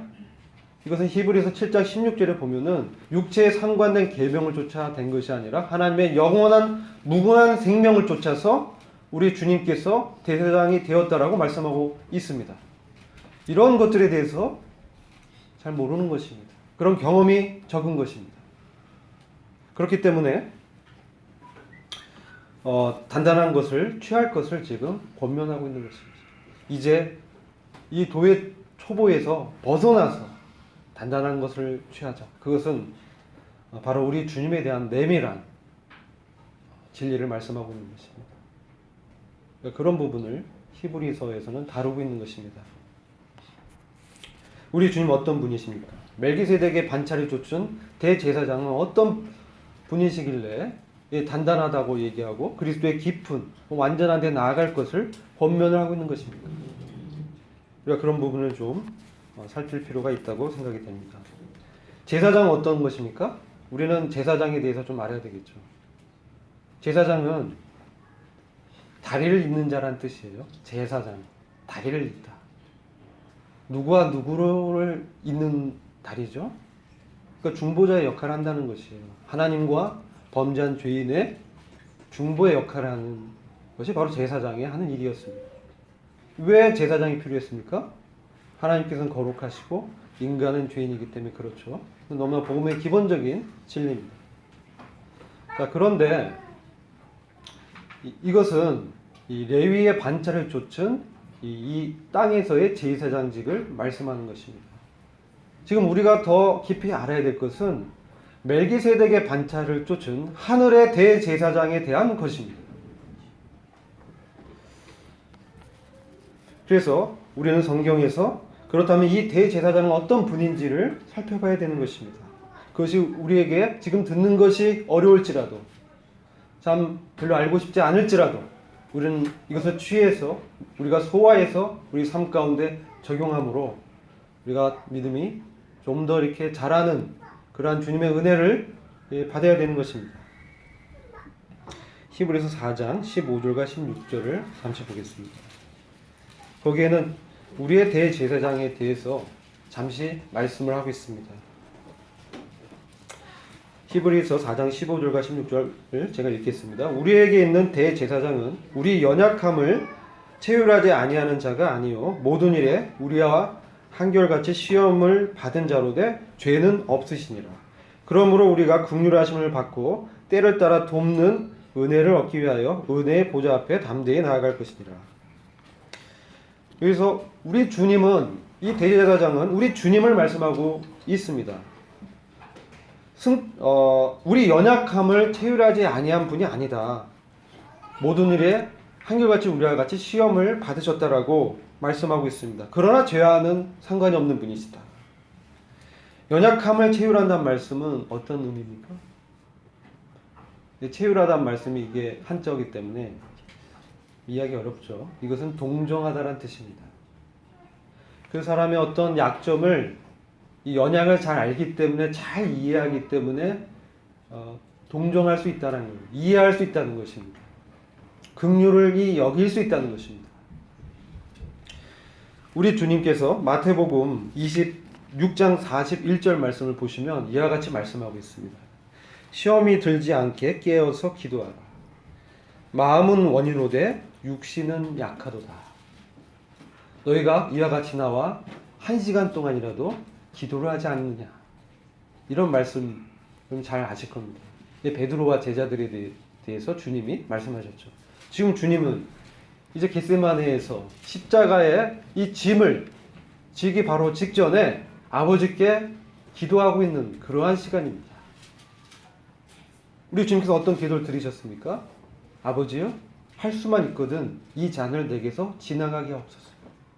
그러나 내 뜻대로 마옵시고 아버지의 원대로 하옵소서. 이런 말씀을 2번 하십니다. 근데 그런 기도를 2번 하시는데 그 사이에 이제 제자들이 함께 기도하러 갔는데 자고 있는 것입니다. 참으로 주님 입장에서는 이제 주님의 그 위대한 사역을 눈앞에 두고 이제 십자가에서 달려서 이제 돌아가셔야 되는데 그런 말씀을 제자들에게 예언을 하고 분명히 얘기하셨는데도 제자들은 지금 자고 있는 것입니다. 이것은 우리의 영적인 어둠이 얼마나 깊은지를 말씀하고 있는 것이죠. 그러나 주님은 꾸짖지 않으셨어요. 그들을 책망하지 않았어요. 그들을 무시하지 않았어요. 그들을 판단하지 않았습니다. 오히려 그들을 위해서 기도하셨습니다. 권면하시죠. 그 사랑하고 애정어린 마음으로 시험에 들지 않도록 깨어서 기도하라. 그리고 내가 너희를 아는데 너희 마음이 그것을 원하고 있다는 걸 내가 알고 있다. 제자들의 마음을 알았습니다. 그러나 너희 육신은 약하구나. 이거 아셨어요. 그렇기 때문에 지금 깨어서 기도할 것을 권면하시면서 이제 주님은 홀로 그 잔을, 십자가의 잔을 받으십니다. 우리 주님은 완전한 사람으로 우리의 연약함, 고난, 또 배반하는 그 제자들의 이 약점, 이 육신, 예쁜 성들을 너무 잘하셨어요. 주님이 기도할 때 얼마나 큰 고민 가운데 있으셨습니까? 이 마태복음 26장의 전후를 살펴보면 내가 네 마음이 공고하고 고민해서 심지어 죽을 지경이 되었다. 이제 기도하자. 이렇게 말씀하셨거든요. 주님의 마음이 그렇다는 것입니다. 또한 다른 이 성경에서는 주님께서 이제 나사로의 그 부활을 말씀하셨지만 그들이 믿지 않았습니다. 그들에 대해서 주님은 민망히 여기셨습니다. 우리 주님은 베드로의 그 배반을 분명히 아셨지만 주님은 담대히 그를 위해서 기도하셨습니다. 사단이 너를 밀가부 청구하지만 너는 돌이킨 후에 너희 형제들을 도와라. 그렇게 하면서 기도하셨습니다. 죄의 유혹을 너무나 잘 아셨던 분이십니다. 이 세상의 자랑, 육체의 정욕, 너무나 잘 아셨습니다. 주님이 40일 동안 굶주렸지만 너가 정말 하나님의 아들이거든 이 돌을 떡으로 만들어봐라. 주님 그렇게 못하실 수 있는 분이 아니죠. 하실 수 있지만 하지 않으셨어요. 하나님의 아들, 온전한 사람으로 주님이 시험을 이기시기 위해서 그러셨던 것입니다. 우리의 약함을 너무나 다 경험하셔서 우리를 이해하시고 동정하실 수 있는 거예요. 주님은 어린아이 시절부터 이제 학생 시절, 청년 시절, 이제 성인의 시기까지 이 죄가 어떤 것인지를 너무나 잘 보셨어요. 그래서 그 죄의 압박감, 그것이 얼마나 무거운 짐인지, 그리고 그것이 하나님과 얼마나 거리를 멀게 하는지 주님은 그 고통을 너무나 잘 아셨습니다. 그래서 주님께서 십자가에서 뭐라고 외치셨습니까? 엘리 엘리 라마 사박다니, 나의 하나님 나의 하나님 어째 나를 버리시나이까. 이 죄의 압박감에서 하나님으로부터 진노를 당하시는 그 주님의 이 마음을 잘 보여주고 있지 않습니까? 이런 주님을 이제 우리가 기억해야 됩니다. 그런데 이 주님은 우리의 그러한 연약을 다 이해하고 동정하시는 분이라는 거예요. 그분께서 우리를 위해서 중보하시는 그런 분이라는 것입니다. 우리 주님께서는 이제 우리가 이제 살펴보겠지만 어떠한 이 중보회를 하셨는지를 조금 더 살펴보기 원합니다. 우리 주님께서는 히브리서 2장 17절에서는 이렇게 또 말씀합니다. 참으로 자비하시고 충성된 대제사장이다. 이렇게 말씀하시고 주님은 긍휼이 풍성하시고 충성된 대제사장. 그렇기 때문에 하나님께서 우리 주님의 헌신을 온전히 다 받으셨습니다. 100% 만족하셨습니다. 더 이상 부족함이 없는 주님의 이 희생이었습니다. 하나님 편에서 완전히 만족했습니다. 그리고 사람을 위해서 주님이 이 제물로 드려지셨는데 사람 편에서도 주님과 같이 사람의 모든 고난과 죄의 압박감과 그러한 심각함을 이해하시고 동정하는 분이 없는 것입니다. 이게 매우 중요합니다. 그래서 주님은 우리를 인내하시고 기다려주시는 분이십니다. 우리를 위해서 기도하는 분이십니다. 그 영원한 무궁한 생명의 능력으로 우리를 하나님의 그 깊은 곳까지 인도하셔서 아버지 하나님과 깊은 친교의 관계 속으로 들어가게 하시는 분이십니다. 그분께서 먼저 휘장을 찢으시고 성소의 깊은 곳으로 들어가셨다라고 말씀하고 있습니다. 하나님의 영광의 인재가 있는 그 지성소로 우리를 인도하시는 것입니다. 그래서 의의 말씀을 경험하는 것은 바로 하나님의 영광의 그 친밀하고 은밀한 그런 교제를 말하는 것입니다. 그곳까지 주님은 먼저 들어가셨습니다. 먼저 들어가셨습니다. 우리를 그곳으로 인도하시기 위해서 그렇게 하신 것입니다. 이제 우리 주님께서 히브리서 5장 1절을 보시면 하나님께 속한 일은 구원을 말씀하는 것이죠. 하나님 외에는 구원하실 수 있는 분이 없습니다.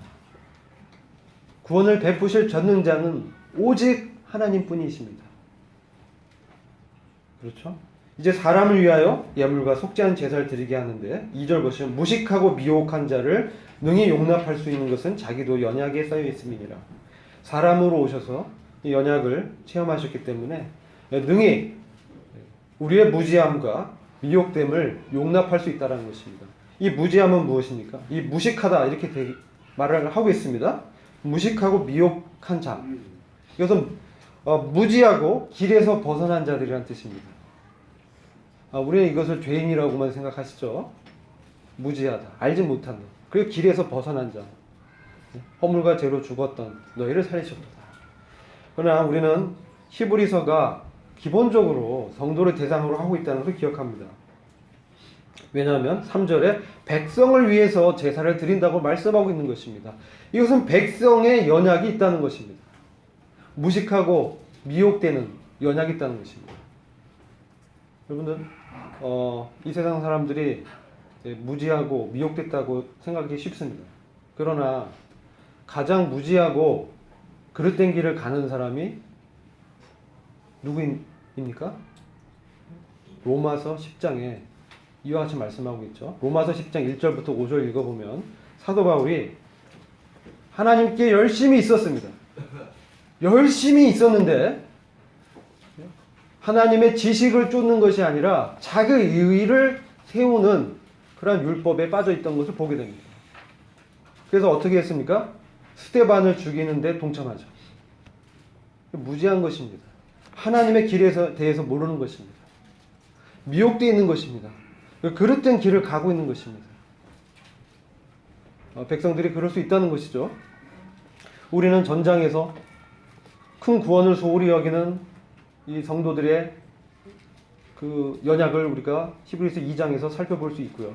히브리서 4장에서는 자기 일을 내려놓지 않고 안식 가운데 들어가는 초청을 거절하면서 불순종하는 것을 보게 됩니다. 그건 부분적인 순종입니다. 그건 주님이 불순종으로 보실 수 있습니다. 이러한 육신적인 이 상태에 이제 정말 하나님의 뜻에 대해서 무지할 수도 있고 또 갈 수도 있는 것입니다. 이런 백성들을 위해서 속죄제를 드린다라고 말씀하고 있는 것입니다. 그래서 이 부분이 그릇된 종교의 길에 빠져서 우리가 구원받을 때는 성령으로 시작하지만 육체로 마치는 그럼 너무나 안타까운 상황에 대해서 이 연약에 대해서 우리는 봐야 되는 것입니다. 이런 자들을 능히 용납할 수 있다. 주님 그렇게 말씀하십니다. 정죄하는 거 아니라 용납하시는 거예요. 왜? 제자들의 그 연약과 악함을 주님이 받으셨잖아요. 베드로가 주님의 그 십자가의 사역을 그러게 하지 마옵소서 주님. 그런 일은 주님께 일어날 일이 아닙니다. 그러니까 주님은 뭐라고 하셨습니까? 사단아 내 뒤로 물러가라. 베드로한테 그렇게 얘기했겠습니까? 베드로 안에서 그와 같이 말을 하게 하는 사단을 정죄한 것입니다. 너가 하나님의 일을 구하지 않고 사람의 일을 생각하는구나. 주님 정확히 알고 계셨습니다. 히브리서 2장 14절부터 또 18절 말씀 보면 주님의 이 대제사장직이 얼마나 위대하신가를 또한 말씀하고 있습니다. 왜 주님은 이와 같이 혈육의 사람의 몸을 입으셨을까요? 14절 15절 제가 읽겠습니다. 히브리서 2장 14절 15절입니다. 자녀들은 혈육에 함께 속하였으며 그도 또한 한 모양으로 사람의 모양으로 혈육에 함께 속하심은 사망으로 말미암아 사망의 세력을 잡은 자 곧 마귀를 없이 하시며 또 죽기를 무수함으로 일생에 매여 종노릇하는 모든 자들을 놓아주려 하심이니 14절에서 혈육에 함께 속하심은 사망으로 말미암아 사망의 세력을 잡은 자 마귀를 없이 하시며 여기서 사망으로 말미암아라고 말씀하실 때 이 사망은 누구의 사망입니까? 네? 그의 사망이죠. 그도 또한 혈육에 함께 속하셔서 사망을 통해서 이런 의미입니다. 그가 누굽니까? 우리 주님이시죠. 주님이 주님의 십자가의 죽음을 통해서 사망의 세력을 잡고 있는 마귀의 권세를 멸하셨다는 것입니다. 더 혈육 발생하지 못하도록 주님이 뭘 하셨습니다. 그리고 혈육에 함께 속하셨다. 우리와 함께 연합하시기 위해서 우리를 또한 이 주님의 사망에 함께 사망하게 하기 위해서 죽음에서 능히 구원하실 수 있는 능력 있는 아버지께 자신을 의탁하셨던 것입니다. 죽음의 과정에서 건져내는 것이 아니라 죽음의 권세에서 죽었다 할지라도 다시 부활하시는 그 권세를 갖고 계시는 아버지께 자신을 의탁하셨던 것입니다. 그분께 심한 통곡과 간구로 기도를 올렸습니다. 그래서 그와 같은 주님의 이 능력으로 마귀의 권세를 없이 하신 것입니다. 마귀가 더 이상 사망 권세로 더 이상 우리를 얽어매지 못하도록 해서 15절에 죽기를 무서함으로 일생에 매여 종노릇하는 모든 자들을 해방시키려 하십니다. 죽기를 무서워한다. 이것은 육체적인 죽음의 일면 그런 의미도 있지만 이것은 죽음은 무엇입니까? 나의 모든 것을 내려놔야 되는 상황 아닙니까? 그런 것도 우리는 무서워합니다. 왜 우리는 그러한 나의 모든 내가 의지하고 있던 생각, 계획, 나의 어떤 선 지식, 또 사람들의 도움 이런 것들을 내려놓기를 어려워합니다. 이걸 내려놓으면 마치 죽을 것 같거든요. 모든 게 끝날 것 같습니다. 그렇지 않습니까? 미래에 어떻게 될지 모르기 때문에 그렇습니다. 그러나 주님께서는 죽음 저 너머의 사망과 음부의 열쇠, 권세를 가지신 주님. 내가 지금은 살아서 우리 가운데 역사하시며 영원한 무궁의 능력의 생명으로 우리를 공급하시는 그런 주님께서 말씀하시는 것입니다. 그렇기 때문에 우리는 그 주님을 통해서 이 사망, 주님의 사망 가운데 우리가 믿음으로 들어갈 수 있는 것입니다. 왜? 주님의 부활의 권능이 있기 때문에. 그래서 죽기를 무서워하는 이것에서 정말 주님과 함께 사망했다라는 이 진리를 붙듦으로 이제 일생에 매여 종노릇하는 이런 상태에서 해방되어야 되는 것입니다. 이렇게 하시기 위해서 주님이 이 혈육에 속하셨다 말씀하는 것입니다. 우리는 참으로 주님으로부터 안약을 사서 눈에 발라야 됩니다. 우리 때로 이 세상에 보이는 환경 가운데 사로잡힐 때가 많습니다. 그래서 여기저기 이 지혜자들한테 물어보기도 하지만 주님으로부터 직접 우리는 주님의 내밀한 그 말씀을 들어야 되는 것입니다. 그러한 내밀한 교제를 사모해야 되는 것입니다.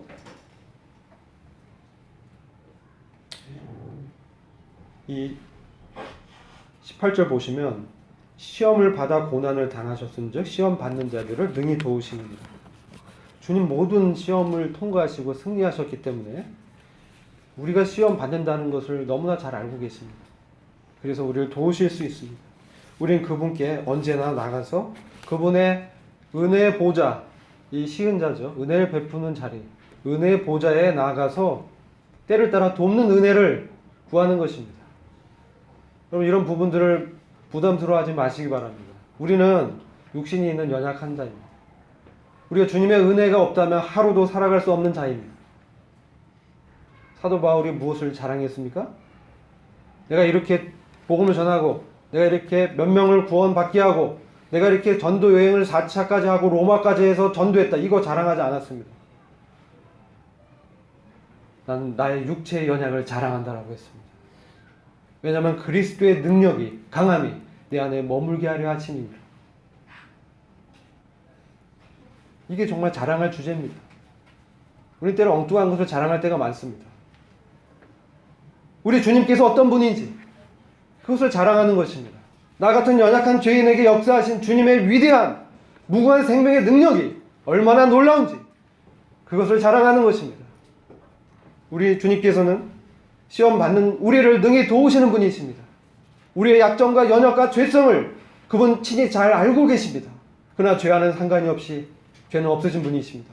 죄를 이기신 분이십니다. 사망의 권세에서 부활하신 분이십니다. 우리의 미래가 불투명해 보일 수 있습니다. 그 환경을 보면 그렇습니다. 그러나 진정한 우리의 미래는 보장된 것입니다. 우리는 주님과 함께 영원히 다스릴 자인 것입니다. 주님과 그 통치에 들어갈 자인 것입니다. 그래서 이 대제사장의 이 직분이 얼마나 놀라운지를 지금 말씀하고 있는 것입니다. 완전한 사람으로 완전한 연약을 다 체휼하시고 이해하시고 동정하시기 때문에 하늘의 큰 대제사장으로 우리를 위해서 언제든지 그 시은자에서 우리의 연약을 위해서 기도하십니다. 간구하십니다. 항상 영원한 구원의 근거가 되신 분이십니다. 그분은 영원한 분이십니다. 그분은 살아서 영원히 존재하십니다. 영원히 우리를 위해서 기도하시는 분이십니다. 우리의 연약을 미리 다 하시고 우리를 구원하시고 십자가에서 죽으신 분이십니다. 모르지 않으셨어요. 작정하셨습니다. 죽기로. 맹세하셨다. 이렇게 하셨습니다. 주님 죽기로 맹세하셨습니다. 그렇기 때문에 우리 주님은 참으로 신실하시고 충성된 대제사장의 역할을 완벽하게 행하실 수 있는 분이십니다. 유일한 분이십니다. 히브리서 5장 5절 보시면 그리스도의 대제사장 되심은 매우 특별한 탁월한 대제사장직을 말씀하고 있습니다. 너는 내 아들이니 오늘날 내가 너를 낳았다. 매우 놀라운 말씀입니다. 레위의 반차를 쫓은 제사장은 육신의 혈통에 따라서 제사장이 되지만 그리스도의 대제사장직은 너는 내 아들이니 내가 오늘날 너를 낳았다. 여러분 이 말씀은 내가 너를 낳아서 너가 아들이 되었다 이 말씀이 아닙니다. 주님은 이미 아들이셨습니다. 아들로서 독생하신 그분이 하나님으로부터 이 세상에 육체의 몸을 입고 나오신 것입니다. 그분은 성자 하나님이십니다. 그분의 하나님 되심을 말씀하는 것입니다. 그분이 이 하나님이시기 때문에 이 대제사장직을 하늘의 큰 대제사장의 역할을 능히 감당할 수 있는 것입니다. 이 말씀은 시편 2장 7절을 인용했습니다. 시편 2장 7절은 내가 영을 전하노라 여호와께서 내게 이르시되 너는 내 아들이라 오늘날 내가 너를 낳았도다. 그 전에 6절에 이와 같이 먼저 말씀하십니다. 내가 나의 왕을 내 거룩한 산 시온에 세웠다. 내가 나의 왕을, 주님은 하나님 아들이자 왕이십니다. 주님의 대제사장직의 위대하심은 주님이 왕이시라는 것입니다. 2장 8절 보시면 내게 구하라. 내가 열방을 유업으로 주리니 내 소유가 땅끝까지 이르리로다. 내가 철장으로 저희를 깨뜨리며 질그릇같이 부수리라 하시도다. 주님은 열방을 유업으로 받으시는, 그래서 온 세상의 모든 나라의 권세가 주님께 있는 철장의 권세를 갖고 다스리시는 그러한 왕이십니다. 그런 분이 친히 우리를 위해서 기도하시는 것입니다. 간구하시는 것입니다. 보통의 왕이면 이러겠습니까? 전혀 이런 것을 잘 알지 못합니다. 우리가 옛날에 조선시대 이런 일을 보면 왕이 이제 백성들의 상황을 알기 위해서 암행어사도 보내기도 하고 자신이 평빈으로 가장해서 나가는 그런 것도 나오지 않습니까? 그러나 주님은 자신이 왕이시지만 평민이 되신 것입니다. 이런 일은 없는 것입니다. 너무나 그 사정을 잘 하시는 것이죠.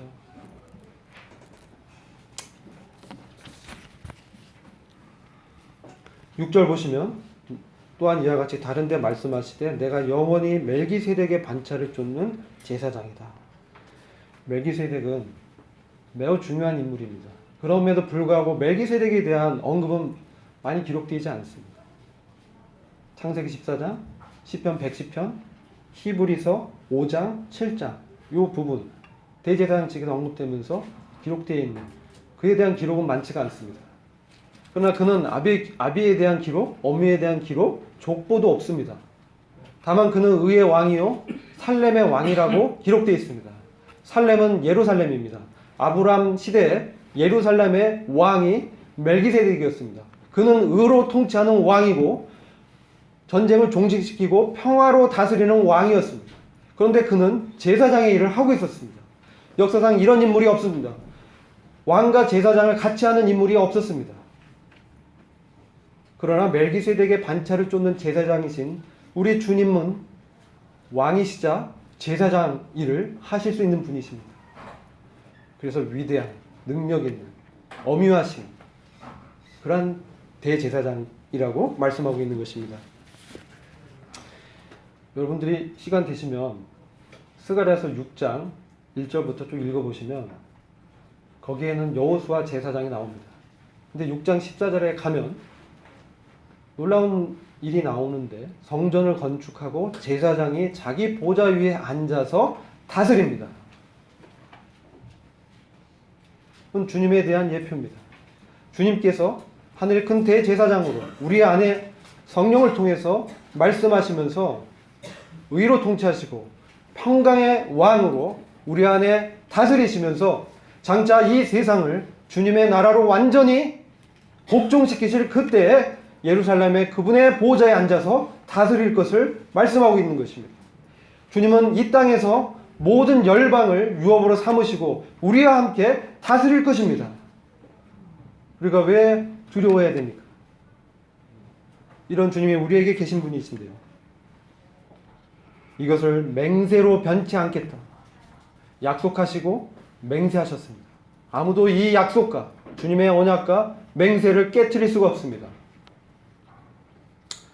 우리는 이 주님의 이 맹세를 따라서 주님께서 제사장 일을 수행하시고 우리가 왕같은 제사장으로 이 땅 가운데 살아갈 수 있도록 모든 생명에 속한 무궁한 능력을 우리에게 공급하고 있는 것입니다.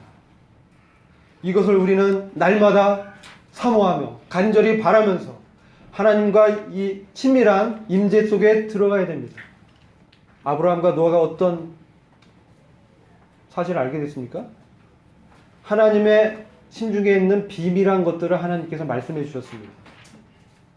그게 무엇이었습니까? 소돔과 고모라의 심판이었어요. 노아는 무엇이었습니까? 홍수 심판이었어요. 에녹도 그가 유다서에 보면 장차 주님이 거룩한 성도로 재림하셔서 이 세상을 심판하실 것이라고 예언했다고 선지자 일을 했다고 기록되어 있습니다. 그의 무드셀라라는 인물이 나오잖아요. 에녹은 그런 것을 알았기 때문에 주님의 어떠하심을 받기 때문에 그가 일평생을 주님과 동행할 수 있었던 것입니다. 우리가 주님의 어떠하심을 잘 알아야 됩니다. 주님의 어떠하심을 잘 모르면 우리의 믿음이 성장할 수가 없습니다. 우리 주님을 알고 주님을 경험한 만큼 우리가 행할 수 있기 때문에 그렇습니다. 그래서 주님께서는 이 멜기세덱의 반차를 통해서 우리에게 의의 왕이요 평강의 왕으로 우리를 다스리는 분이십니다. 로마서 14장 10절 보시면 하나님의 나라는 먹는 것과 마시는 것에 있지 아니하고 오직 성령 안에서 의와 평강과 기쁨이니라. 의와 평강과 기쁨이니라. 의의 왕이고 평강의 왕이시고 성령을 통해서 다스리시고 우리에게 성령을 공급하시고 성령을 통해서 우리 안에 주님의 다스림이 충만하게 하시고 주님의 말씀을 기억나게 하시고 날마다 그와 같이 인도하시는, 그래서 지성소에 있는 하나님과 깊은 교제 가운데 들어가게 하시는 그분은 우리를 날마다 우리 가운데 역사하신 분이십니다. 이런 분이 우리에게 있기 때문에 너무나 합당한, 너무나 완전한 그런 제사장으로 우리를 위해서 중보하시며 능력을 행하시는 것입니다. 그런데 이 놀라운 분이 육체 가운데 계실 때에 어떠하셨습니까? 그분은 완전한 대제사장이자 완전한 제물로 자신을 드리신 것입니다. 그래서 7절에 보시면 육체에 계실 때 자기를 죽음에서 능히 구원하실 이에게 심한 통곡과 눈물로 간구와 소원을 올렸다. 우리 주님께서 그 인생의 전 기간 동안에 자신을 들이셨습니다.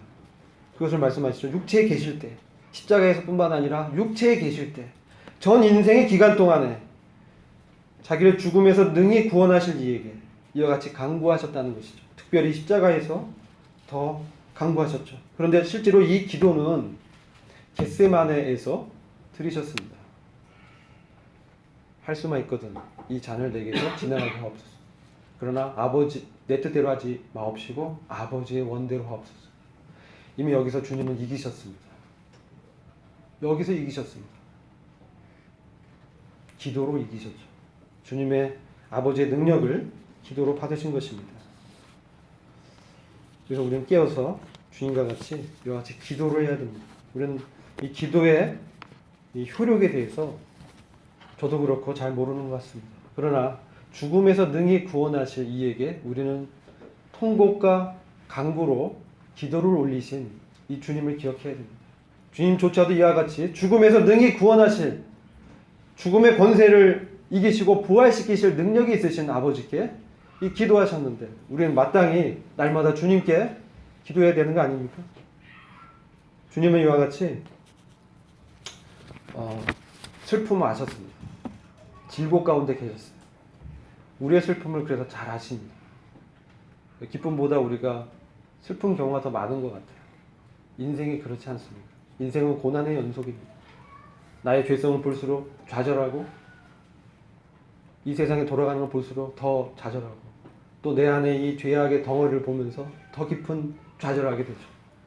그러나 주님께서 그런 자를 받으셨다는 거잖아요. 그분의 그 위대한 능력이 우리한테 역사하고 있지 않습니까? 그러면서 우리한테 말씀해 주십니다. 살리는 것은 영이니 육은 무익하니라. 내가 너에게 이른 말이 영이요 생명이니라.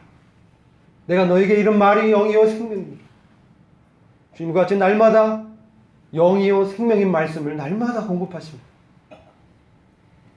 그래서 이것을 우리가 받아야 되는 것입니다. 이거 없이 어떻게 우리가 이 땅 가운데 우리의 육신과의 전쟁 가운데 옛본성과의 전투 가운데 주님의 승리를 붙들 수 있겠습니까? 우리는 항상 무지하고 미혹되어서 자기의 열심을 붙들고 나가는 경우가 많습니다. 자기가 열심히 하면, 내가 이런 사람에게 구하면, 또 내가 이렇게 하면 어떻게 되겠지? 인간의 지혜를 구합니다. 그러나 먼저 주님께 엎드려야 됩니다. 저는 할 수 없습니다. 주님께서 하셔야 됩니다. 저는 다만 제 몸을 드릴 뿐입니다. 주님께서 이루어 주십니다. 이와 같이 기도를 해야 되는 것입니다. 제가 직장생활 중에 저희 상사와 갈등에서 상사가 자기의 권위죠, 권세. 그걸 통해서 이제 이 부하 직원들을 압박하고 할 때가 있습니다. 사람은 죄성이 있는데 인간의 상사의 죄성도 있죠. 물론 우리 그 부하도 죄성이 있습니다. 근데 그 관계에서 압박하고 두렵게 하고 이렇게 했을 때 두려움이 찾아온 경우가 있었습니다. 그래서 제가 기도했습니다. 주님, 제가 이 사람을 두려워해야 되는가요? 누구를 두려워해야 됩니까? 그 기도를 했습니다. 주님께서 정말 다스리는 자시고 권세 있는 분이신데 제가 사람을 두려워해야 되겠습니까? 여러 가지 기도했습니다. 근데 정말 놀랍게 그 다음날 그 사람이 변했습니다. 그 다음날 하루는 변했습니다. 그 다음에 또 돌아갔는데 주님께서 제게 교훈해 주셨습니다. 너가 정말 두려워할 대상은 사람을 죽이는 권세가 있는 위정자가 아니라 사람을 죽인 이후에 지옥에 던져놓을 권세가 있는 바로 그를 두려워해야 된다. 그게 누굽니까? 우리 주님이시죠. 제가 두려워할 대상, 경외하고 우리가 들어야 될 분이 주님이시라는 것을 그때 알게 됐습니다. 근데 이 주님께서 이 고난으로 순종함을 배웠다라고 말씀하고 있어요. 이 부분 매우 중요합니다. 그분은 육체 가운데 계실 때 심한 통곡과 눈물로 이런 사정에 대해서 목자 없이 유리하는 백성들의 연약에 대해서 배반하는 제자들의 회복을 위해서 베드로의 그 회복을 위해서 제자들이 부활한 주님을 통해서 다시 회복되게 하기 위해서 또 십자가의 그 죄의 짐을 지시기 위해서 얼마나 통곡과 눈물로 기도하셨겠습니까? 그가 아들이시라도 받으신 고난으로 순종함을 배웠다라고 말씀하고 있습니다. 이 고난을 통해서 우리는 우리 안에 있는 이 육신적인 생각을 우리로부터 분리하게 됩니다. 우리 안에 이 고난을 통해서 나의 연약을 보게 하십니다. 나로서는 할 수 없고 오직 주님만이 하실 수 있다라는 것을 믿게 하십니다. 그리고 그와 같이 기도하게 하십니다. 그래서 그 고난 가운데서 이 주님께서 얼마나 위대하시고 내가 아무것도 할 수 없는 상황이라도 모든 것을 내려놓고 죽을 지경에 도달했을지라도 주님께서 역사하신다라는 것을 말씀하시는 것입니다.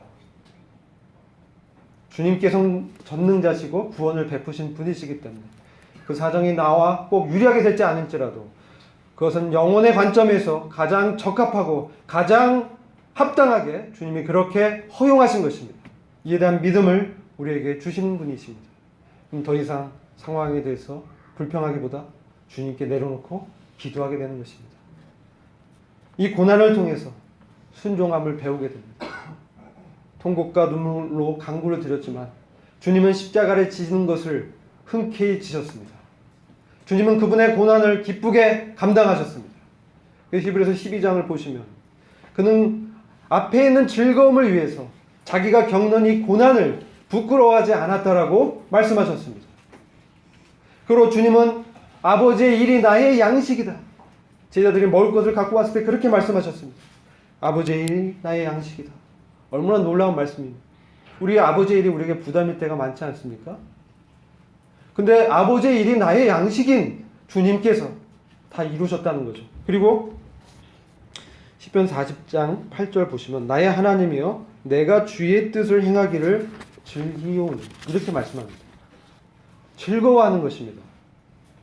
여러분 이 하나님의 일은 즐거워야 돼요. 이게 부담되고 너무 힘들고 너무 힘들어 이러면 못합니다. 억지로 하면 너무 힘들어요. 주님께서 그분의 무궁한 생명의 능력으로 내 안에서 그것을 할 수 있는 그런 능력을 주십니다. 그 주님께 엎드려서 기도하는 것입니다. 그랬을 때 우리는 주님께서 이 고난을 경험하셨습니다. 순종을 배우셨습니다. 사도 바울이 주님의 고난을 경험하기 위해서 주님을 더 알기 위해서 그가 고난에 동참하기를 그렇게 원했다라고 말씀하고 있지 않습니까? 빌립보서 3장에서 그렇게 말씀하고 있습니다. 그분의 부활의 권능을 알기 위해서 고난 가운데 동참하기를 기꺼이 했다는 것입니다.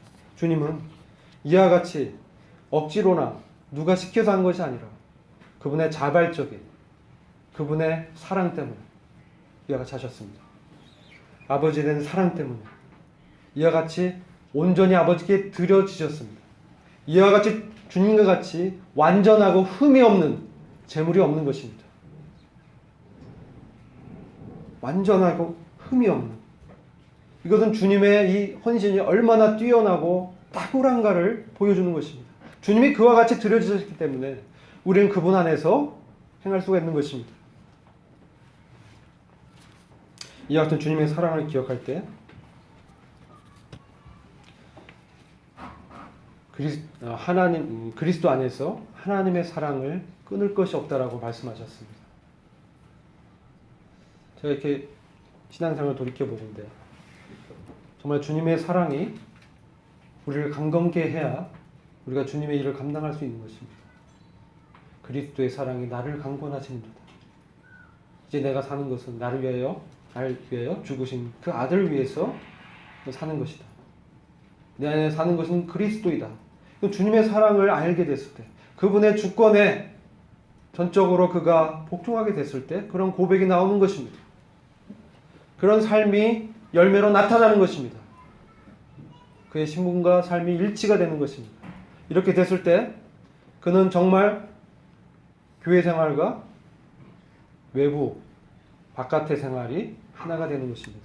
왜 우리의 삶이 이중적이 됩니까? 우리 주님의 사랑을 잘 모르는 것 같습니다. 우리가 주님의 사랑을 깊이 한다면, 그분을 위해서 고난을 당하는 것을 기쁘게 여긴다면, 어느 순간 상황에서도 주님을 찾는다면 그 가운데 주님의 역사를 우리는 경험할 수 있을 것입니다. 이것이 바로 의의 말씀을 경험하신 주님이 앞서가신 길입니다. 주님께서 이미 먼저 가셔서 휘장을 찢으시고 깊이 들어가셨습니다. 우리도 갈 수 있는 것입니다. 그분을 따라서. 그분의 멍에는 쉽고 가볍다고 말씀하셨습니다. 우리가 그분 안에서 이러한 주님의 무궁한 생명의 능력을 경험하면서 단단한 것을 취하고 그리스도의 장성한 분량에까지 이르기를 간절히 원합니다. 기도하겠습니다. 주님, 주님의 놀라운 생명의 무궁한 능력을 의지하여 기도를 드립니다. 저희가 이 세상 가운데 참 무지하고 미혹할 때가 많지만 주님께서 말씀을 통해서 주님의 의의 말씀을 경험케 하시고 은혜가 저희들의 삶을 지배하며 주님의 사랑에 강권받아 주님을 섬기며 몸된 교회를 섬기는 놀라운 믿음의 진보가 저희 가운데 나타나게 되기를 간절히 기도합니다. 살아계시고 존귀하시며 우리 가운데 역사하시는 우리 주 예수 그리스도의 존귀하신 이름으로 기도드렸습니다. 아멘.